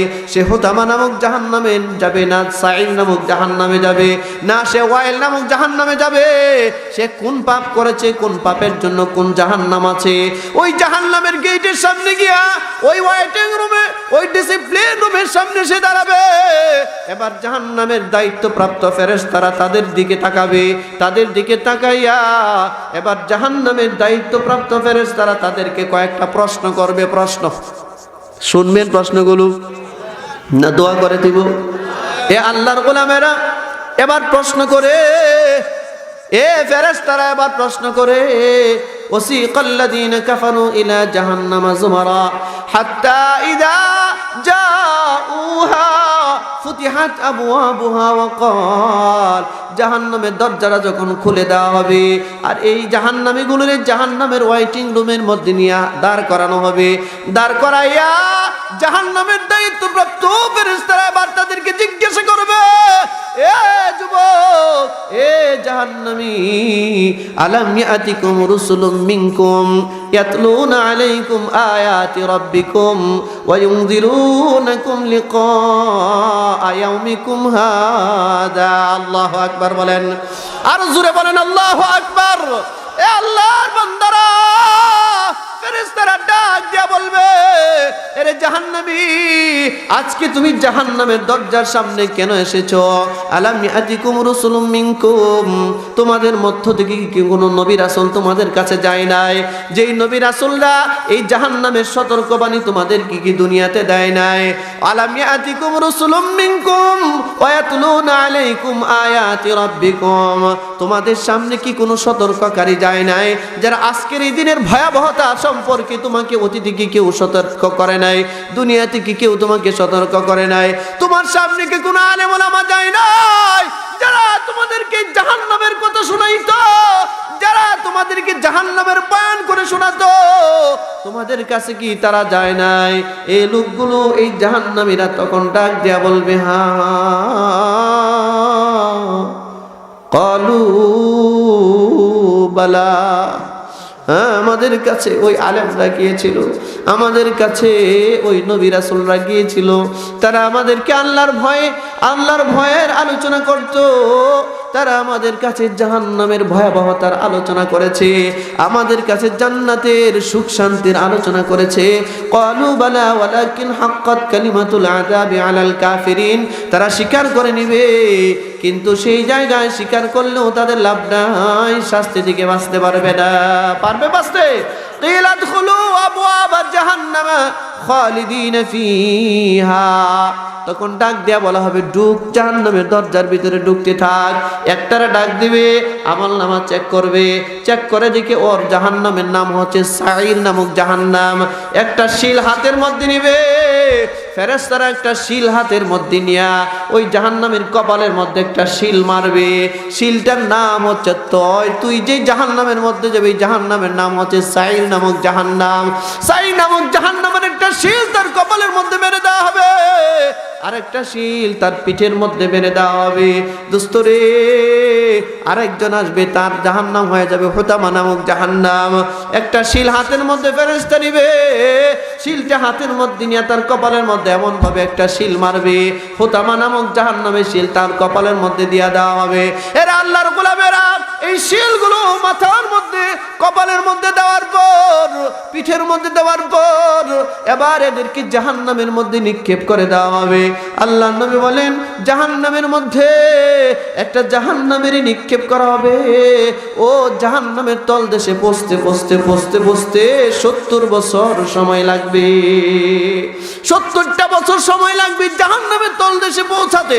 এরা দুনিয়ার গোলামেরা, এই হচ্ছে জাহান্নাম। এরে আল্লাহর বান্দা, জাহান্নাম থেকে বাঁচো, জাহান্নাম থেকে বাঁচো দোস্ত, জাহান্নাম থেকে বাঁচো। জাহান্নাম বড় বড় কঠিন এক আযাবের এক নাম দোস্ত রে। আল্লাহর নবীর কাছে জিবরিল আমিন একদিন জাহান্নামের বর্ণনা দিয়ে নিজেই কান্না শুরু করেছে। আল্লাহর নবী জিজ্ঞাসা করেন, জিবরিল রে, তুমি কাঁদো কেন? তোমার চোখের মধ্যে পানি কেন? তুমি কাঁদতেছো কেন? আরে জিবরাইল, জাহান্নাম তো তোমার জন্য নয়, কারণ তুমি কোনো পাপ করো নাই। জিবরাইল বলেন, ইয়া রাসূলুল্লাহ, তা আমি জানি, কিন্তু কেন যেন আমার ভয় হয়। জাহান্নাম কিন্তু আমি জিবরাইল দেখেছি, জাহান্নামের আগুনে এমন লেলিহান আগুন, যে আগুন সহ্য করার ক্ষমতা আমি জিবরাইলের নাই। ইয়া রাসূলুল্লাহ, আমার ভিতরে ভয়, আমি ফেরেশতা তো কি হয়েছে, আমার ভবিষ্যৎ কিন্তু আমি জানি না, আমার আল্লাহ জানে। কথা ঠিক কিনা? আযাজিল ফেরেশতা বর্তমানে যে শয়তানে পরিণত হয়েছে, সেও তো ফেরেশতাদের শিক্ষক ছিল। কথা ঠিক কিনা? তারও তো কোনো পাপ ছিল না গো আল্লাহর নবী, কিন্তু আমার আল্লাহর একটা হুকুম পালন না করবার কারণে সে চিরস্থায়ী জাহান্নামে হয়ে গেছে।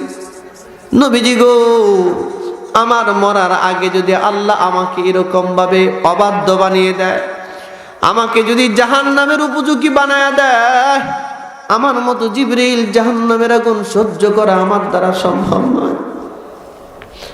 এরা আল্লাহর গোলাম, জিবরিল জাহান্নামের আগুন সহ্য করতে পারবে না বলে কাঁদে। আর তোমার আমার মতোই নরম মানুষ কেমন ভাবে জাহান্নামের আগুন সহ্য করব? পারবেন জাহান্নামের আগুন সহ্য করতে? পারবেন জাহান্নামের আগুন সহ্য করতে? তুমি যদি জাহান্নামের আগুন সহ্য করতে পারো, তবে তুমি নাফরমানি করো, সমস্যা নাই। আর যদি মনে করে যে তুমি জাহান্নামের আগুন সহ্য করতে পারবে না, তবে আল্লাহর নাফরমানি ছেড়ে দাও। রাজি আছো ইনশাআল্লাহ? আল্লাহর জাহান্নামের আযাব থেকে পানা চাও। আল্লাহুম্মা আজিরনা মিনান নার, আল্লাহুম্মা আজিরনা মিনান নার, আল্লাহুম্মা আজিরনা মিনান নার। ফজরের নামাজের পরে 7 বার এই দোয়াটা পড়বেন, মনে থাকবে ইনশাআল্লাহ। মাগরিবের নামাজের পরে আবারও 7 বার এই দোয়াটা পড়বেন। আল্লাহর নবী বলেছেন, জাহান্নাম থেকে কোনো মুমিন যখন এমন ভাবে পানাহ চায়, আল্লাহ তাআলা তাকে জাহান্নামের আগুন থেকে মুক্তি দিয়া দেয়। এই জন্য জাহান্নাম থেকে পানা যাবেন। মুসলমান বন্ধুরা আমার, জাহান্নামে কঠিন জায়গার নাম। ওই জাহান্নাম থেকে আল্লাহ তার এক বান্দাকে নাজাত দিবে। দোস্ত, জাহান্নামের মধ্যে কিন্তু কাফেররাও যাবে, মুমিনরাও যাবে। যাবে কি যাবে না? যেই মুমিনরা নামাজ পড়ে না, যেই মুমিন রোজা রাখে না, যেই মুমিন হজ ফরজ হওয়ার পরে হজ করে না, যে মুসলমান মহিলারা পর্দা ফরজ হওয়ার পরেও পর্দা করে না, দোস্ত, এরাও কিন্তু জাহান্নামের মধ্যে চলে যাবে। কথা ঠিক কিনা? এরা আল্লাহর বান্দারা ওই জাহান্নাম থেকে সর্বশেষ অবস্থায় একজন মুমিন বান্দা যখন নাজাত পেয়ে যাবে, এরা আল্লাহর গোলাম। ওই জাহান্নাম ভয়াবহ এক জাহান্নাম, যার মধ্যে ঈমান আছে, ঈমানের নূর যার ভিতরে আছে, একটু মাত্র ঈমান যার মধ্যে আছে, এই ঈমান থাকবার কারণে জাহান্নামের মধ্যে তার প্রায়শ্চিত্ত ভোগ করতে করতে করতে করতে যখন সময়সীমা শেষ হবে, তার প্রায়শ্চিত্ত শেষ হবে, তারে উঠাইয়া জান্নাতের দিকে নেওয়া হবে। সুবহানাল্লাহ বলে। আর অনেকে ভাবতে পারেন, হুজুর জাহান্নামের যে আগুনের কথা বললেন, পুরে তো শেষ হয়ে যাব। না রে দোস্ত, না। আল্লাহ তোমাকে জাহান্নামের ভিতরে ঢুকায়া দিয়া জান্নাতীদেরকে জান্নাতে ঢুকায়া আল্লাহ বলবেন, সুম্মা লা ইয়ামুতু ফিহা ওয়ালা ইয়াহইয়া। আল্লাহ বলবেন, এ জাহান্নামীরা, আর কোনো মউত তোমার কাছে যাবে না, মালাকুল মউত তোমার কাছে যাবে না, তুমি আর কোনোদিন মরবে না, না মরবে না বাঁচবে। এমন অবস্থায় তোমার জাহান্নামের আগুন সহ্য করতে হবে। এরা আল্লাহর গোলামেরা, ওই জাহান্নামের ভিতর থেকে একজন সর্বশেষ মুমিন বান্দা, যার ভিতরে শুধুমাত্র ঈমান আছে, আর কোনো নেক আমল নাই, শুধুমাত্র ঈমান আছে, নেক আমল নাই, ওই ঈমানদারটা জাহান্নামের ভিতর থেকে আল্লাহ তাআলাকে ডাকবে, ইয়া হান্নান। কার নাম? হান্নান কার নাম? ইয়া হান্নান কার নাম? আরো জোরে বলেন। ইয়া মান্নান কার নাম? ইয়া গাফফার কার নাম? ইয়া সাত্তার কার নাম? আল্লাহর নাম। মুসলমান আল্লাহর গোলাম বান্দা যখন এমন ভাবে ডাকতে থাকবে, বন্ধুরে, ইয়া হান্নান, ইয়া হান্নান বলে, ইয়া মান্নান বলে বান্দা ডাকবে। এই শত শত বৎসর, 1000 বৎসর পর্যন্ত জাহান্নামের ভিতরে পড়ে থেকে আল্লাহকে ডাকবে, মালিক রে, ইয়া হান্নান, ইয়া হান্নান বলে সে ডাকবে। কেন ডাকবে জানেননি? জাহান্নামের আগুনের দিকে সে দৌড়াবে। জাহান্নামের আগুন, ডান দিকে সে দৌড় দিয়া জাহান্নামের আগুনের ভিতরে গিয়া পড়ে যাবে। সে চিন্তা করবে, এই ডান পাশের আগুনটা মনে হয়, তার পুরানো ক্ষমতাটা মনে হয় একটু কম, একটু ওইদিকে যাই না, মনে হয় ওই জাহান্নামের আগুনটা মনে হয় আমাকে একটু কম জ্বালাবে। এই চিন্তা করে সে দৌড় দিবে ডান পাশের আগুনের দিকে। ডান দিকের আগুনের কাছে যাওয়ার সাথে সাথে ওই আগুনটা তার এমন ভাবে গ্রেফতার করবে, ধরবে, আগে যেই আগুনে ছিল তার থেকে ডান পাশের আগুনটার তেজস্ক্রিয়তা ডাবল হয়ে যাবে। সে চিৎকার করবে এবং সেখান থেকে ছাড়া পাওয়ার জন্য সামনে দৌড়াবে। মনে মনে চিন্তা করবে, সামনের আগুনের মধ্যে গেলে মনে হয় একটু শান্তি পাবো। না রে দোস্ত, না। ডান দিকের আগুনটা শেষ করে সে যখন সামনের দিকে যাবে, ওই আগুন যখন তারা গ্রেফতার করবে, তখন দেখবে এই দুইটা আগুনের চেয়ে ওই আগুনের তেজস্ক্রিয়তা আরো 3 গুণ বেশি। এই জন্য আল্লাহ রাব্বুল আলামিন বলেন, ফাযুকু ফালান নাযীদাকুম ইল্লা আযাবা।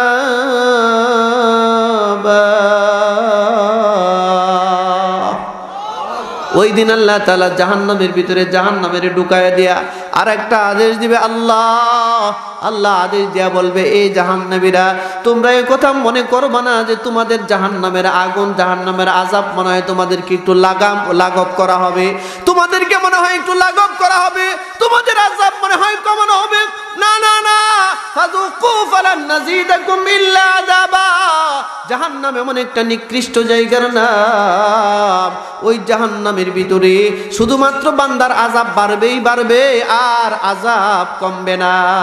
এটা বাড়ার জায়গা।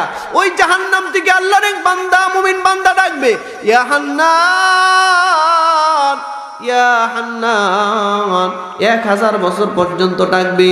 দোস্তরে, এই দুনিয়াতে যদি তুমি তোমার আল্লাহকে একবার ডাকো ইয়া হান্নান, আল্লাহকে যদি একবার তুমি ডাকো ইয়া আল্লাহ, আল্লাহ নবী বলেন, আল্লাহর কোনো বান্দা যদি আল্লাহকে একবার ইয়া আল্লাহ বলে ডাকে, আল্লাহকে যদি কেউ কোনো বান্দা ইয়া হান্নান বলে ডাকে, একবার ডাক দিলে আল্লাহ তাআলা তার ডাকে লাব্বাইকে আব্দি বলে 70 বার সাড়া দেয়। কয়বার?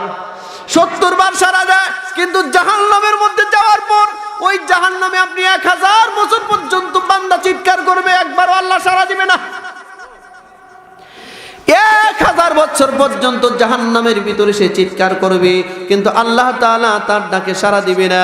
এরে আল্লাহর গোলামেরা, 1000 বছর পর আল্লাহ তাআলা জিবরিল আমিনকে বলবেন, এ জিবরিল যাও, জাহান্নামে কে জানি আমাকে ইয়া হান্নান বলে ডাকতেছে, ও কি বলতে চায় একটু শোনো। জিবরিল যাবে, এ জাহান্নামের ফেরেশতাদের মাধ্যমে গিয়া জিজ্ঞাসা করবে, এ বান্দা, তুমি আল্লাহকে কেন ইয়া হান্নান বলে ডাকতেছো? আল্লাহ জিজ্ঞাসা করে, বান্দা, আমাকে ইয়া হান্নান বলে কেন তুমি ডাকতেছো?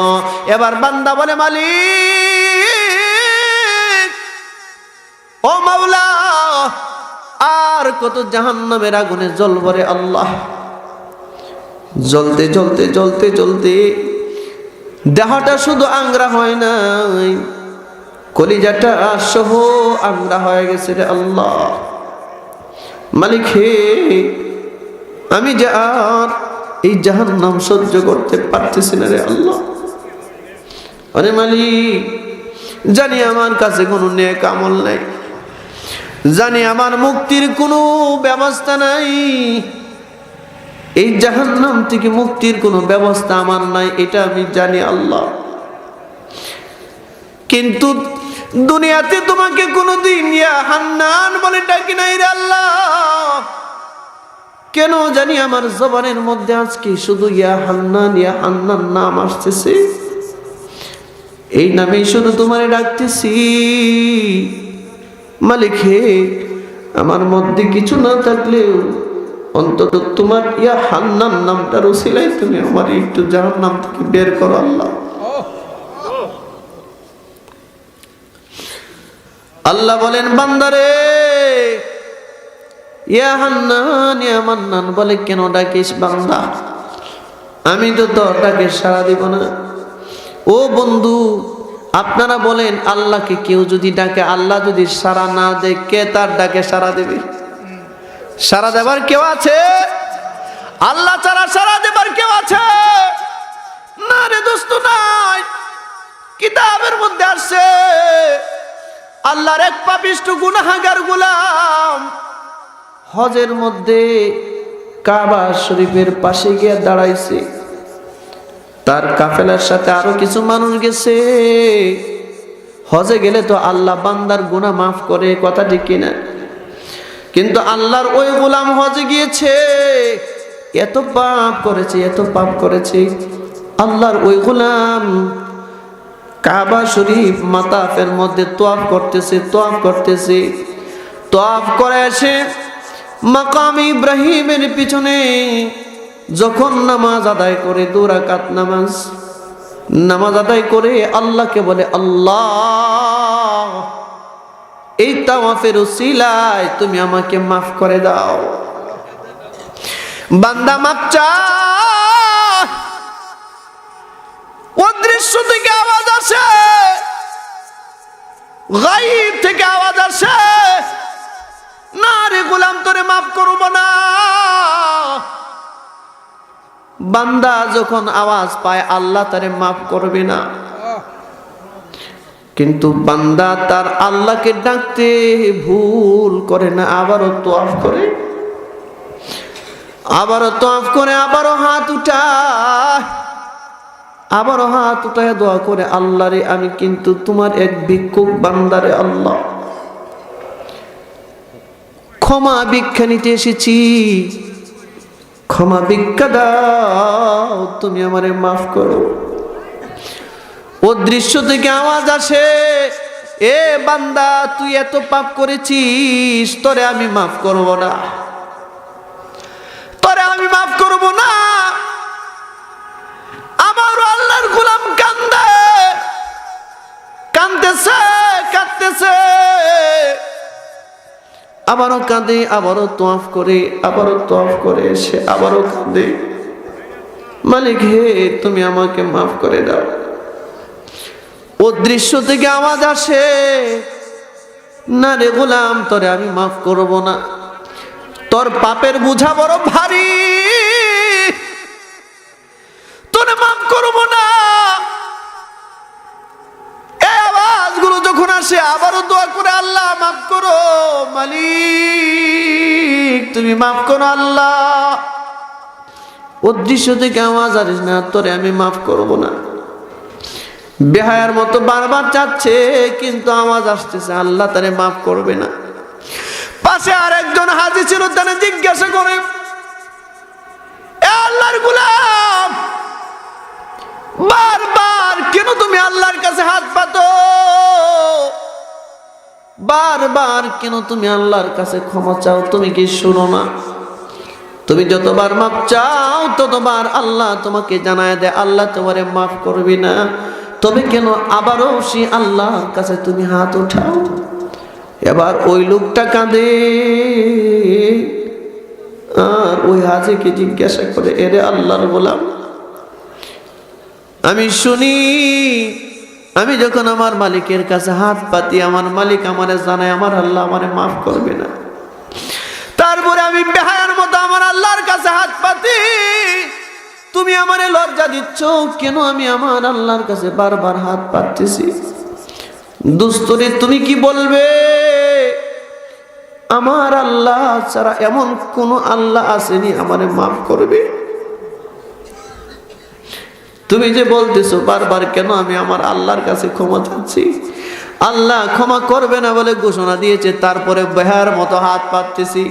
এর আল্লাহর গোলাম ওই গুনাহগার পাশের হাজিরে জিজ্ঞাসা করে, তুমি কি আমাকে আর একটা আল্লাহর ঠিকানা দিতে পারো যে আল্লাহর কাছে গেলে আমি মাফ পাবো? সে বলে, না না না, এই আল্লাহ ছাড়া আর আল্লাহ নাই। আল্লাহর গোলাম বলে, আমার আল্লাহ ছাড়া যদি আর কোনো আল্লাহ না থাকে, তাহলে ক্ষমা যদি করে তো আমার আল্লাহই করবে, আর কেউ তো করবে না। হাজারবার আমার আল্লাহ যদি আমাকে না করে দে, যারে বান্দা তোরে মাফ করলাম না, মাফ করব না, বলো দেখি আমি কার কাছে যাব, কে আমারে মাফ করবে? আল্লাহ আমাকে যতবারই না করুক, কিন্তু আমার কাজটা আমি করে যাই, আমি আমার আল্লাহরে ডাকতে থাকি, আল্লাহর যখন পছন্দ হয় তখন আমার আল্লাহ আমাকে মাফ করবে। এই কথাটা বলার সাথে সাথে উদ্দৃশ্য থেকে আওয়াজ আসে, এরে গোলাম যা, এবার তোরে আমি মাফ করে দিলাম। আল্লাহু আকবার বলেন, আরো জোরে বলেন আল্লাহু আকবার, আরো জোরে বলেন আল্লাহু আকবার। ওয়াল্লাযীনা ইযা যালামু, আল্লাহ পাক বলেন যারা তার নফসের উপরে জুলুম করে, আল্লাহ ছাড়া তারে কে মাফ করবে? আল্লাহ ছাড়া কেউ আছে নাকি? আল্লাহর ওই গোলাম, ওই মুমিন বান্দা আল্লাহকে বলে, মালিক হে আমি ইয়া হান্নান ইয়া মান্নান বলে তোমাকে ডাকতেছি রে আল্লাহ, দুনিয়াতে থাকতে তোমার এই নামগুলো ধরে তোমাকে আমি ডাকি নাই, আল্লাহ এই তোমার নামের ইজ্জতে তুমি অন্তত পক্ষে আমাকে জাহান্নাম থেকে বের করে জাহান্নামের দরজার সামনে আমাকে দাঁড় করায় রেখে দাও। মালিক হে, আমি আর তোমার কাছে কোনো কিছু চাবো না, আমি আর এই জাহান্নামের আগুনটা সহ্য করতে পারতেছি না রে আল্লাহ, আমাকে তুমি বের করে জাহান্নামের দরজার সামনে একটু রেখে দাও। আল্লাহ বলবেন, এরে বনি আদম, এরে গোলাম, তুই আমার কাছে আর কোনো কিছু চাবি না তো? না আল্লাহ, আর কোনো কিছু চাবো না। আল্লাহর ওই গোলাম যখন আল্লাহ ফেরেশতাকে বলবেন, ওরে ধরো, ওরে ধরে জাহান্নামের দরজার সামনে বাহির করো, জাহান্নামের দরজার সামনে বাহির করে রেখে দাও। জাহান্নামের দরজার সামনে বাহির করে তাকে রেখে দেওয়া হয়েছে। এর আল্লাহর বান্দারা, কোন হাদিসের রাওয়ায়াতের মধ্যে আসছে, ওই জাহান্নামের দরজার সামনে যখন তাকে বের করা হয়, দরজার সামনে বের হওয়ার পর জাহান্নামী দূর দেখা যায়, স্বচ্ছ পানির ফোয়ারা দেখা যায়, স্বচ্ছ পানি দেখা যায়। ওই পানি দেখে ওই জাহান্নামী অবাক হয়ে গেছে, এরকম নির্মল পানি আর সে কখনো দেখে নাই। দোস্তরে, মানুষ যখন প্রচন্ড খরার ভিতরে থাকে, প্রচন্ড রৌদ্রের মধ্যে থাকলে একটু পানি পাইলে মনে চায় সবটা পানি খেয়ে ফেলি, কথা ঠিক না? জাহান্নাম এমন একটা কঠিন জায়গা, তার মনে হয়েছে সে যদি ওই পানির ফোয়ারার কাছে যায়, তাহলে তার এতদিন পর্যন্ত জাহান্নামের মধ্যে জ্বলতে তার যে তৃষ্ণা লেগেছে, সে মনে হয় ওই পানিটা পুরোটা এসে খেয়ে ফেলবে, এরকম মনে হচ্ছে। আবার চিৎকার করতে থাকবে, মালিক আল্লাহ, ও হান্নান ইয়া রহমান ইয়া রহিম, এক একটা গুণবাচক নাম দিয়ে আল্লাহকে ডাকবে। আল্লাহ বলবে, বান্দা, এ বনি আদম, আবার তুমি কি চাও? বনি আদম বলবে, আল্লাহ দয়া করে তুমি জাহান্নাম থেকে আমাকে বের করে জাহান্নামের দরজার সামনে এনেছ, মালিক হে, আমাকে তুমি ওই পানির ফোয়ারাটার কাছে নিয়ে যাও, আমি শুধু তার পাশেই বসে থাকবো, আমার আর কোনো কিছুই চাবো না। আল্লাহ বলেন, বান্দা আর কিছু চাবি না তো? না আল্লাহ, আর কিছু চাবো না। আল্লাহ ফেরেশতা দিয়া তার পানির ফোয়ারার কাছে নিবে। এই পানির ফোয়ারাটা কোন রিওয়ায়াতের মধ্যে আসছে, এটা হচ্ছে আবে হায়াতের পানি।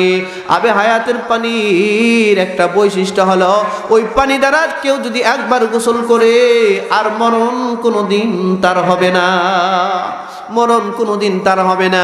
ওই আবে হায়াতের পানির মধ্যে তাকে না হবে, কাছে না হবে, এখন আর সে ধৈর্য ধরে রাখতে পারবে না, আমারও চিৎকার করতে থাকবে। 1000 বছর চিৎকার করার পর আল্লাহ বলবেন, হে বনি আদম, এখন তুমি কি চাও? সে বলবে, আল্লাহ আমার এই দেহটা জাহান্নামের আগুনের মধ্যে পুড়তে এই দেহটা কিন্তু কয়লা হয়ে গেছে আল্লাহ। শুধু এই দেহটা নয়, আমার আত্মাটা পর্যন্ত কয়লা হয়ে গেছে। ও মালিক, আমার তো মনে হচ্ছে যদি এই পানিটার মধ্যে আমি একটু গোসল করি, আমি একটু নামি, আমার এই দেহের এই কালো দাগগুলি মনে হয় চলে যাবে রে আল্লাহ, আমার একটু নামতে দাও না। এ আল্লাহর গোলামেরা, আল্লাহ তাকে নামার অনুমতি দিবেন। আবে হায়াতের পানি দিয়া গোসল করবে, গোসল করার সাথে সাথে তার চেহারা থেকে জাহান্নামের কালো দাগগুলো দূরে সরে যাবে, কালো দাগগুলো সরে যাবে, সুন্দর সতেজ সুন্দর একটা দেহ হয়ে যাবে। প্রত্যেকটা জান্নাতীকে আল্লাহ তাআলা জান্নাতে পাঠাবে, এ আবে হায়াতের পানি দিয়া গোসল করাবে। গোসল দেওয়ার সাথে সাথে তার দেহটা হয়ে যাবে বাবা আদম আলাইহিস সালামের মতো লম্বা, 60 হাত লম্বা। আল্লাহু আকবার, 60 হাত লম্বা হবে তার দেহটা, আর তার বুকটা হবে 7 হাত চওড়া। এ আল্লাহর গোলামেরা, ওই আবে হায়াতের পানি দিয়া যখন গোসল দেওয়া হবে, এবার সে উপরে উঠে দেখবে তার চেহারার রং পরিবর্তন হয়ে গেছে, অনেক উঁচা হয়ে গেছে। এবার এই লম্বা চেহারা নিয়ে সে জান্নাতের দরজার দিকে খেয়াল করবে, জান্নাতের দিকে নজর দিবে। এ আল্লাহর বান্দারা, জান্নাতের দিকে নজর দিয়া দেখবে জান্নাতীরা জান্নাতের মধ্যে তাদের নিয়ামতের মধ্যে পড়ে আছে, চিৎকার করবে, ইয়া হান্নান ইয়া মান্নান। শত বৎসর জিজ্ঞাসা করবে, চিৎকার করবে, আল্লাহ জবাব দেবে, বান্দা, এ বনি আদম, এ এখন আবার কি চাস? সে বলবে মালিক হে, তুমি এত বড় দয়ার ভান্ডার, আল্লাহ তুমি জাহান্নাম থেকে দয়া করে আমাকে জাহান্নামের দরজার সামনে এনেছো, সেখান থেকে পানির ফোয়ারার কাছে এনেছো, গোসল করিয়েছো। আল্লাহ আমি তোমার কাছে জান্নাত চাই না, আমাকে তুমি একটু জান্নাতের দরজার সামনে নিয়ে যাও, আমি শুধু জান্নাতের পাশে থাকবো, জান্নাতে ঢুকবো না। আল্লাহ বলবেন বনি আদম মনে রাখিস, আর কিছু চাবি না তো? না আল্লাহ আর কিছু চাবো না। ওই বনি আদম জান্নাতের দরজার সামনে যাবে, দরজার সামনে গিয়ে এখন আর লোভ সামলাতে পারবে না। যখন দেখে সে দরজার বাহিরে আর জান্নাতীরা দরজার ভিতরে, দোস্ত রে এই দরজার ভিতরে থেকে থেকে কাঁচের মতো করে দেখা যাবে, যা হয় জান্নাতে সব দেখা যাবে। লোভ সামলাতে পারবে না, চিৎকার করতে থাকবে, এমন চিৎকার এমন চিৎকার। আল্লাহ বলেন বান্দারে এখন আবার কেন তুই চিৎকার করতেছিস? এ বনি আদম এখন আবার কেন চিৎকার করতেছিলি? বনি আদম বলে আল্লাহ তুমি বড় দয়ার আদার, তুমি না রহমান, তুমি রহমান, তুমি গফফার। আল্লাহু আকবার বলেন। এ রহমান কে? জুড়ে বলেন। এ গফফার কে? রহিম কে? আল্লাহ। এরা আল্লাহর গোলামেরা।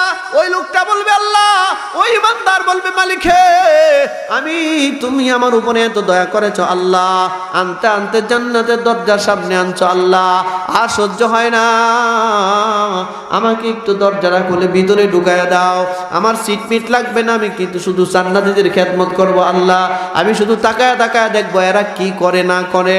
আল্লাহ বলবেন আর কিছু চাবি না তো? না আল্লাহ আর কিচ্ছু চাবো না। আল্লাহ বলবেন দরজাটা খুলে দে। দরজা খুলে দেওয়া হবে, ওই ইমানদার জান্নাতে দরজায় ঢুকবে, দরজার ভিতর দিয়ে ঢুকে এবার সে পেরেশান পেরেশান, এবার সে পেরেশান, এদিকে দৌড়ে সেদিকে দৌড়ে। আপনারা বলেন যাবজ্জীবন আসামি যখন কোনোদিন মুক্তি পায়, ফাঁসির কাষ্টের আসামি যদি মুক্তি পায় আর পুলিশের কাছ থেকে কোনো রকম ছাড়া পায়, এর দিশা ঠিক থাকবো, কোন দিকে দৌড় দিব? আর এই জান্নাতও তো কোনোদিন দেখে নাই ও।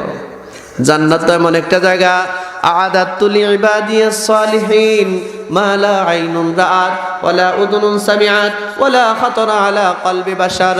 জান্নাত এমন একটা জায়গা, যেই জান্নাতে এমন নিয়ামত আল্লাহ রেখেছেন পৃথিবীর কোনো মানুষ তা কোনোদিন দেখে নাই, পৃথিবীর কোনো চোখ তা দেখে নাই, পৃথিবীর কোনো কান তা কোনোদিন শুনে নাই, পৃথিবীর কোনো অন্তর তা কোনোদিন অনুধাবন করতে পারে না, কল্পনাও করতে পারে না। জান্নাতের ভিতরে আল্লাহ এমন সব নিয়ামত রেখেছেন। ওই জান্নাতি প্রবেশ করে আবার দৌড়তেছে, ডানে দৌড়ে বামে দৌড়ে সব জায়গায় দৌড়তেছে, কিন্তু দৌড়ে দৌড়ে কুল কিনারা পায় না। সে দৌড়াচ্ছে, দৌড়ে দৌড়ে চলে যায়। আল্লাহ কয় অত বহু দূরে যাইতেছে কে? ফেরেশতারে কয় ধরে রে, দৌড়ে আবার জান্নাতের দরজার সামনে নিয়ে যা। ফেরেশতারা ধরছে, নিয়ে আসে এইদিকে, এবার চিৎকার করা শুরু করছে, আল্লাহ চিৎকার করতেছে, চিৎকার করতেছে, ইয়া রহমান। আল্লাহ জবাব দিয়ে কি রে বান্দা আবার ডাকিস কেন বনি আদম? বলে আল্লাহ তুমি তো দয়ার কোনো সীমা পরিসীমা তোমার কাছে নাই আল্লাহ, আমি ভাবছিলাম কোন রকম জান্নাতটার ভিতরে ঢুকতে পারলে আর মনে হয় তুমি বাইর করবে না, এখন দেখি তোমার ফেরেশতারা আমার ধরছে, বাইর করে দিব। আল্লাহ ইয়া আল্লাহ ইয়া রহমান ওয়া আবশিরু বিল জান্নাতিল্লাতী কুনতুম তুআদুন। আল্লাহরে উল্টা ওয়াজ করে বান্দা। নবীজি যখনই হাদিসটা বর্ণনা করছেন তখন আল্লাহ রাসূল হেসে দিয়েছেন। নবীজি হাদিসটা বর্ণনা করে হেসে দিয়েছে। হাদিসে আসছে আল্লাহ রাসূল হাসছে এমন ভাবে যে রাসূলের দাঁত মুবারক দেখা গেছে। সুবহানাল্লাহ। নবী হাসছেন, জিবরাইল আলাইহিস সালামও হাসছে। এই হাদিসটা যত মুহাদ্দিস বর্ণনা করেছেন তারাও হাসছে, যারা শুনছে তারাও হাসছে। সুবহানাল্লাহ বলেন। এ আল্লাহর বান্দারা, এবার ওই লোকটা বলে আল্লাহ দয়া করে তুমি আমাকে জাহান্নাম থেকে উঠিয়ে জান্নাত পর্যন্ত নিয়ে আসছো, মালিক হে তোমার কাছে একটা ফরিয়াদ। এই জান্নাতের ভিতরে দৌড়াইয়া ভাবছিলাম ভিতরে চলে যাব, মনে হয় তোমার ফেরেশতারা আমারে পাবে না, এরা দেখি আমারে ধরে লাইছে আল্লাহ, এখন মনে হয় আমারে বাইর করে দিব। আল্লাহ তোমার কাছে চাই আল্লাহ আমারে আর জাহান্নাম থেকে বাইর করো না, আল্লাহ এই জান্নাতটা থেকে আমাকে আর বের করো না। আল্লাহ বলবে তাহলে তুই দৌড়তেছিস কে রে? ও দৌড়তেছি, ভাবছিলাম যে ভিতরে চলে যাবো, আমারে মনে হয় পাইতো না কেউ। আল্লাহ বলবে, বান্দা সাবধান, দৌড়াদৌড়ি কম কর, কি চাস? আল্লাহ, আমার জন্য একটা সিটের ব্যবস্থা হইব নেই? কত মানুষই তো জান্নাতে আছে, কত লাখ লাখ মানুষ জান্নাতে, আমার জন্য একটা সিটের ব্যবস্থা নাই আল্লাহ। আল্লাহ বলবেন, আছে আছে। ফেরেশতাকে বলবেন, ফেরেশতা ওর যে জান্নাতটা আছে এই জান্নাতের চাবিটা দিয়ে দাও তোর হাতে। সুবহানাল্লাহ গিয়ে বাড়িতে খেতার নিচে বলবেন, হ্যাঁ জোরে কোন সুবহানাল্লাহ। আপনার নামে একটা জান্নাত আছে, সুবহানাল্লাহ বলেন। আমার নামে একটা জান্নাত আছে, জাহান্নামও আছে। প্রতিটা বান্দার নামে একটা জান্নাত আর একটা জাহান্নাম আল্লাহ বরাদ্দ করে দিয়েছে। এবার সে সিদ্ধান্ত নিবে সে বরাদ্দকৃত জান্নাতে যাবে না জাহান্নামে যাবে। এ আল্লাহর গোলাম, আল্লাহ বলবেন, ফেরেশতা আমার এই বান্দার জন্য যে জান্নাত আছে জান্নাতের চাবিটা বুঝাইয়া দাও। আল্লাহ বলবেন, বান্দা পেরেশানি হইস না, আমি এমন এক রবের নাম, ইন্নাকা লা তুখলিফুল মিআদ। আল্লাহু আকবার বলেন, আরো জোরে বলেন আল্লাহু আকবার, আরো জোরে বলেন আল্লাহু আকবার। আল্লাহ বলেন, বান্দা আমি আল্লাহ কোনোদিন কমিটমেন্ট লেস করি না, আমি আল্লাহ ওয়াদা লঙ্ঘন করি না, ওয়াদা ভঙ্গ করি না।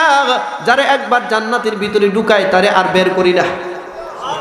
এই বান্দা যা, তোর জন্য জান্নাত আছে, চাবি নিয়ে যা। তুই যে দুনিয়ার জমিনে বসবাস করতি, এই দুনিয়ার 10টা দুনিয়ার সমান একটা জান্নাত তোর জন্য রিজার্ভ আছে। লোকটা তখন কি বলবো শুনবেন, হাদিসের ভাষা। ও কি বলে শুনেন, আল্লাহর দিকে নজর করবে আর বলবে, আল্লাহ দুনিয়াতে শুনতাম মানুষও ঠাট্টা মস্করা করতো, তুমি কি ঠাট্টা মস্করা করো নাকি আমার সাথে? আতাস্তাহজিউনি ইয়া রাব, হাদিসের ভাষা এটা, গল্প না। এই বান্দা বলবে, আতাস্তাহজিউনি, আল্লাহ তুমি কি আমার সাথে ঠাট্টা করো নাকি? এত বড় জান্নাতের দরকার না, একটা সিট মিট কোন রকম পাইলে হইছে, কোন রকম পাইলে হইল, এত বড় জান্নাত লাগবে না আমার। আতাস্তাহজিউনি, আল্লাহ তুমি কিন্তু আমার এরকম আর লোভ দেখায় না, আমি এত বড় জান্নাত চাই না, ছোটখাটো একটা হইলে। আল্লাহ বলেন, এই বান্দা ঠাট্টা করা এটা আমি আল্লাহর কাজ না, মস্করা করা আমার কাজ নয়, ধোঁকা দেওয়া, প্রতারণা করা, একটা বলে আরেকটা করা, এটা আমি আল্লাহর কাজ নয়। তুই যে ঈমান এনেছিলি ওই একনিষ্ঠ ঈমানের কারণে আমি আল্লাহ তাআলা তোর জন্য 10টা দুনিয়ার সমান জান্নাত বরাদ্দ রেখেছি, যা তোকে দিয়ে দিলাম জান্নাত। এটা হচ্ছে সর্বনিম্ন জান্নাতি। সুবহানাল্লাহ, সুবহানাল্লাহ। ও দোস্ত, তোমার জন্য সেই জান্নাত আছে, আমার জন্য সেই জান্নাত আছে।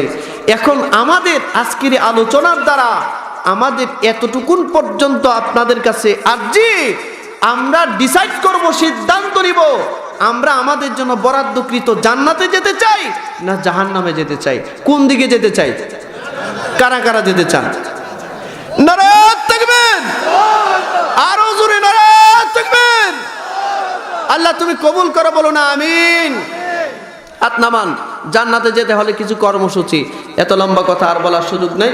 এর মধ্যে 1 নাম্বার হচ্ছে, আমার আল্লাহ যতগুলো আদেশ করেছেন প্রত্যেকটা আদেশ মেনে নিতে হবে। রাজি আছেন ইনশাআল্লাহ? যতগুলো আদেশ করেছেন বর্জন করার, যে নিষেধ করেছেন এগুলো ছেড়ে দাও, তা আমরা ছেড়ে দেবো ইনশাআল্লাহ। আল্লাহ তোমার বান্দারা ওয়াদা করেছে, তুমি তোমার বান্দা এবং বান্দাদেরকে সাহায্য করো, বলুন আমিন। আল্লাহুম্মা আমিন। আলহামদুলিল্লাহি রাব্বিল আলামিন ওয়াল আকিবাতু লিল মুত্তাকিন ওয়াস সালাতু ওয়াস সালামু আলা সাইয়্যিদিল আমবিয়াই ওয়াল মুরসালিন ওয়ালহামদুলিল্লাহি রাব্বিল আলামিন। আল্লাহুম্মা ফাতিরাস সামাওয়াতি ওয়াল আরদ أنت ولي في الدنيا والآخرة توفني مسلما وألحقني بالصالحين اللهم صل على محمد النبي الأمي وعلى آله وأصحابه وبارك وسلم تسليما اللهم إنك عفو تحب العفو فاعف عنا يا كريم إن تعذبهم فإنهم عبادك وإن تغفر لهم فإنك أنت العزيز الحكيم ইয়া হাইয়্যু ইয়া কাইয়্যুম বিরহমাতিকা নাস্তাগীথ ইয়া হান্নানু ইয়া মান্নান ইয়া যাল কুওয়াতিল মাতিন ইয়া রাহিমাল মাসাকিন ইয়া যাল জালালি ওয়াল ইকরাম।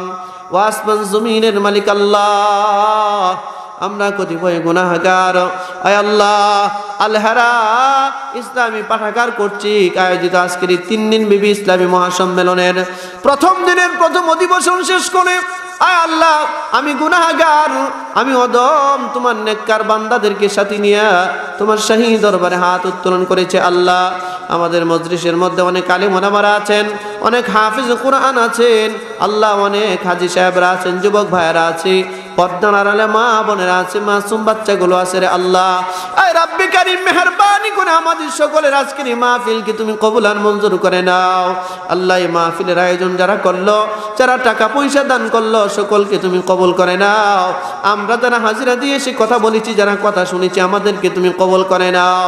আয় রাব্বি কারীম এই কথাগুলোর উপরে আমাদেরকে আমল করবার তৌফিক তুমি দান করে দাও।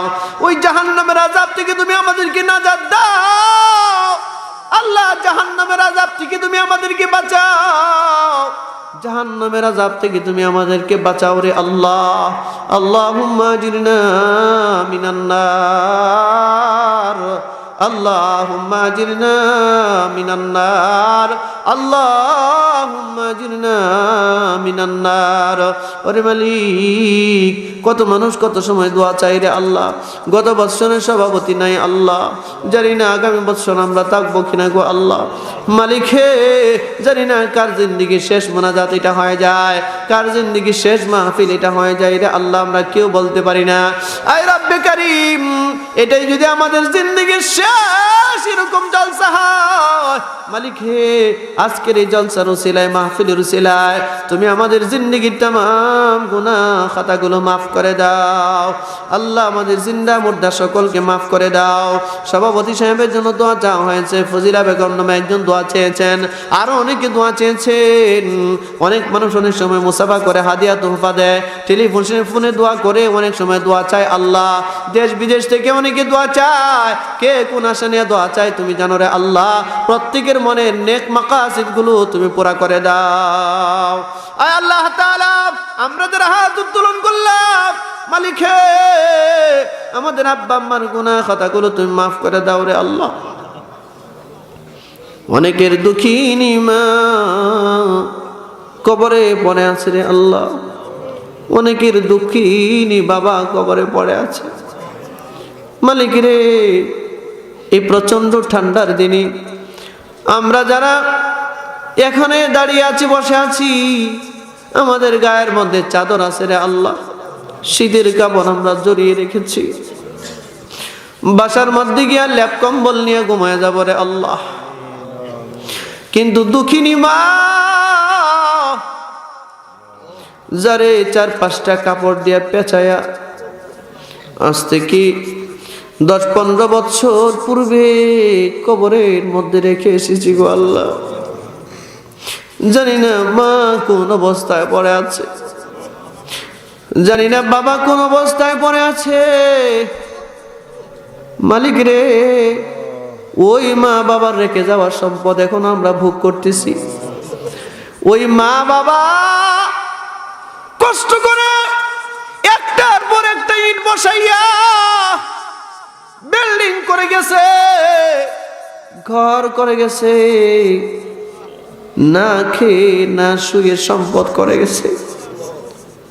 ওই সম্পদ আমরা ব্যবহার করতেছি, বাবা রেখে যাওয়া বিল্ডিং এ আমরা বসবাস করতেছি। আর ওই দুঃখিনী মা, ওই বাবা অন্ধকার কবরে সাদা 3টা কাপড় দিয়া 5টা কাপড় দিয়া পেঁচাইয়া এই যে রেখে আসলাম, আর তো কোনো খবর নিলাম না। মালিক হে, জানি না কবরে কোন অবস্থায় আছে রে আল্লাহ। ওরে দয়ার মালিক, আমাদের আব্বা আম্মারে তুমি মাফ করো মালিক। ইতিহাস মনে হয়। বাবা মারা গিয়েছি, গ্রামের মধ্যে মাইকিং করা হয়েছে, এলাকায় মাইকিং করা হয়েছে, হাজার হাজার মানুষ বাবাকে দেখতে আসছে, আত্মীয় স্বজন আসছে। বাবার দেহটা, মরা দেহটা বাড়ির সামনে খাটিয়ার মধ্যে এনে বাড়ির সামনে উঠানের মধ্যে রাখা হয়েছে। ছোট মানুষ বুঝতে পারি না, হাজার হাজার মানুষ আসতেছে আর দেখে দেখে জানাজার দিকে যাচ্ছে। মালিক হে, এক আত্মীয়ের হাতের মধ্যে ধরে আমিও গিয়েছি, বাবার মাথার কাছে গিয়া বাবার চেহারা মোবারক থেকে কাফনের কাপড়টা সরিয়েছি। কাফনের কাপড়টা সরাইয়া বাবার চেহারাটা জীবনের শেষবারের মতো দেখেছি রে আল্লাহ। মার মুখ থেকে কাফনের কাপড় সরিয়েছি, কাফনের কাপড় সরাইয়া মার চেহারাটা শেষ জন্মের মতো দেখেছিলাম রে আল্লাহ। ছোট্ট বাচ্চা মানুষ বুঝতে পারি না, এটাই আমার জীবনের শেষ দেখা, আর মনে হয় মা বাবাকে দেখা হবে না। বুঝতে পারি নাই রে আল্লাহ। লোকজন দেখি জানাজার নামাজ পড়াইয়া বাড়ির পাশে গুরুস্থানে কবর দিয়া গ্রামের মানুষ যার যার মতো চলে গেছে। আত্মীয় স্বজন 2-3 দিন 4 দিন বাড়িতে ছিল, 4 দিন পর আত্মীয় স্বজন বাড়ি থেকে চলে গেছে। এবার একা হয়ে গেছি।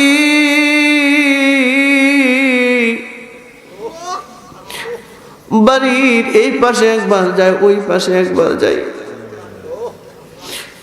এত মানুষের বেজালে মা মামারে ভুলে গেছিলাম। এখন থেকে আত্মীয় স্বজন সবাই চলে গেছে, বাড়িটা খালি হয়ে গেছে।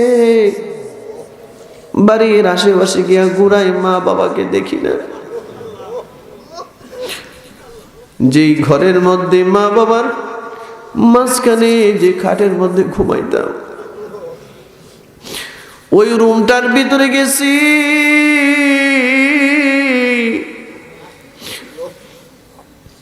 ওই রুমের ভিতরে গিয়া দেখি এখনো খাটটা সেরকমই আছে, এখনো ওই আব্বা আম্মার বালিশ গুলো পরে আছে, ওই কম্বল, ওই কাঁথা, ওই লেপ পরে আছে। মার পান খাওয়ার পানের বাসনটা এখনো পড়ে আছে। নীরবে বিছানার দিকে তাকিয়ে দেখি এতদিন তো 3-4-5টা দিন আত্মীয় স্বজনের সাথে ঘুমাইছি, আজকে এই খালি বিছানায় আব্বা আম্মাকে রেখে কেমন ভাবে ঘুমাবো? কোথায় গেল আমার আব্বা? কোথায় গেল আমার মা? পাগলের মতো হয়ে কান্না শুরু করেছিলাম। মানুষগুলোর দিকে দৌড়ায়া যায়, বড় ভাইয়ের কাছে যাই, বোনের কাছে যাই, খালার কাছে যাই, আত্মীয় স্বজনের কাছে যাই, চাচার কাছে গিয়া জিজ্ঞাসা করি চাচা আব্বা কই, ভাইয়ের কাছে গিয়া জিজ্ঞাসা করে আম্মা কই গেল। আমার কান্না দেখে এই সারা বাড়ির মানুষও চোখের পানি ছাড়ে, কিন্তু কেউ যে আমার আব্বার ঠিকানা দেয় না, কেউ আমার আম্মার ঠিকানা দেয় না। কোথায় যেন আমার মা বাবা হারিয়ে গেছে। বড় ভাই হাতের মধ্যে ধরে মা বাবার কবরের কাছে নিয়ে গেলে, ভাই রে আমাদের আব্বা আম্মাই কবরে শুয়ে আছে। কবরের মাটি ধরে ডাকতেছি, আম্মা তোমারে রেখে আজকে রাত্রে আমি কেমনে ঘুমাবো? আব্বা তোমার রেখে আজকে আমি কেমনে ঘুমাবো? ধরে রাখতে পারি না, দুইটা কবরের মাঝখানে গিয়া শুয়ে থাকি।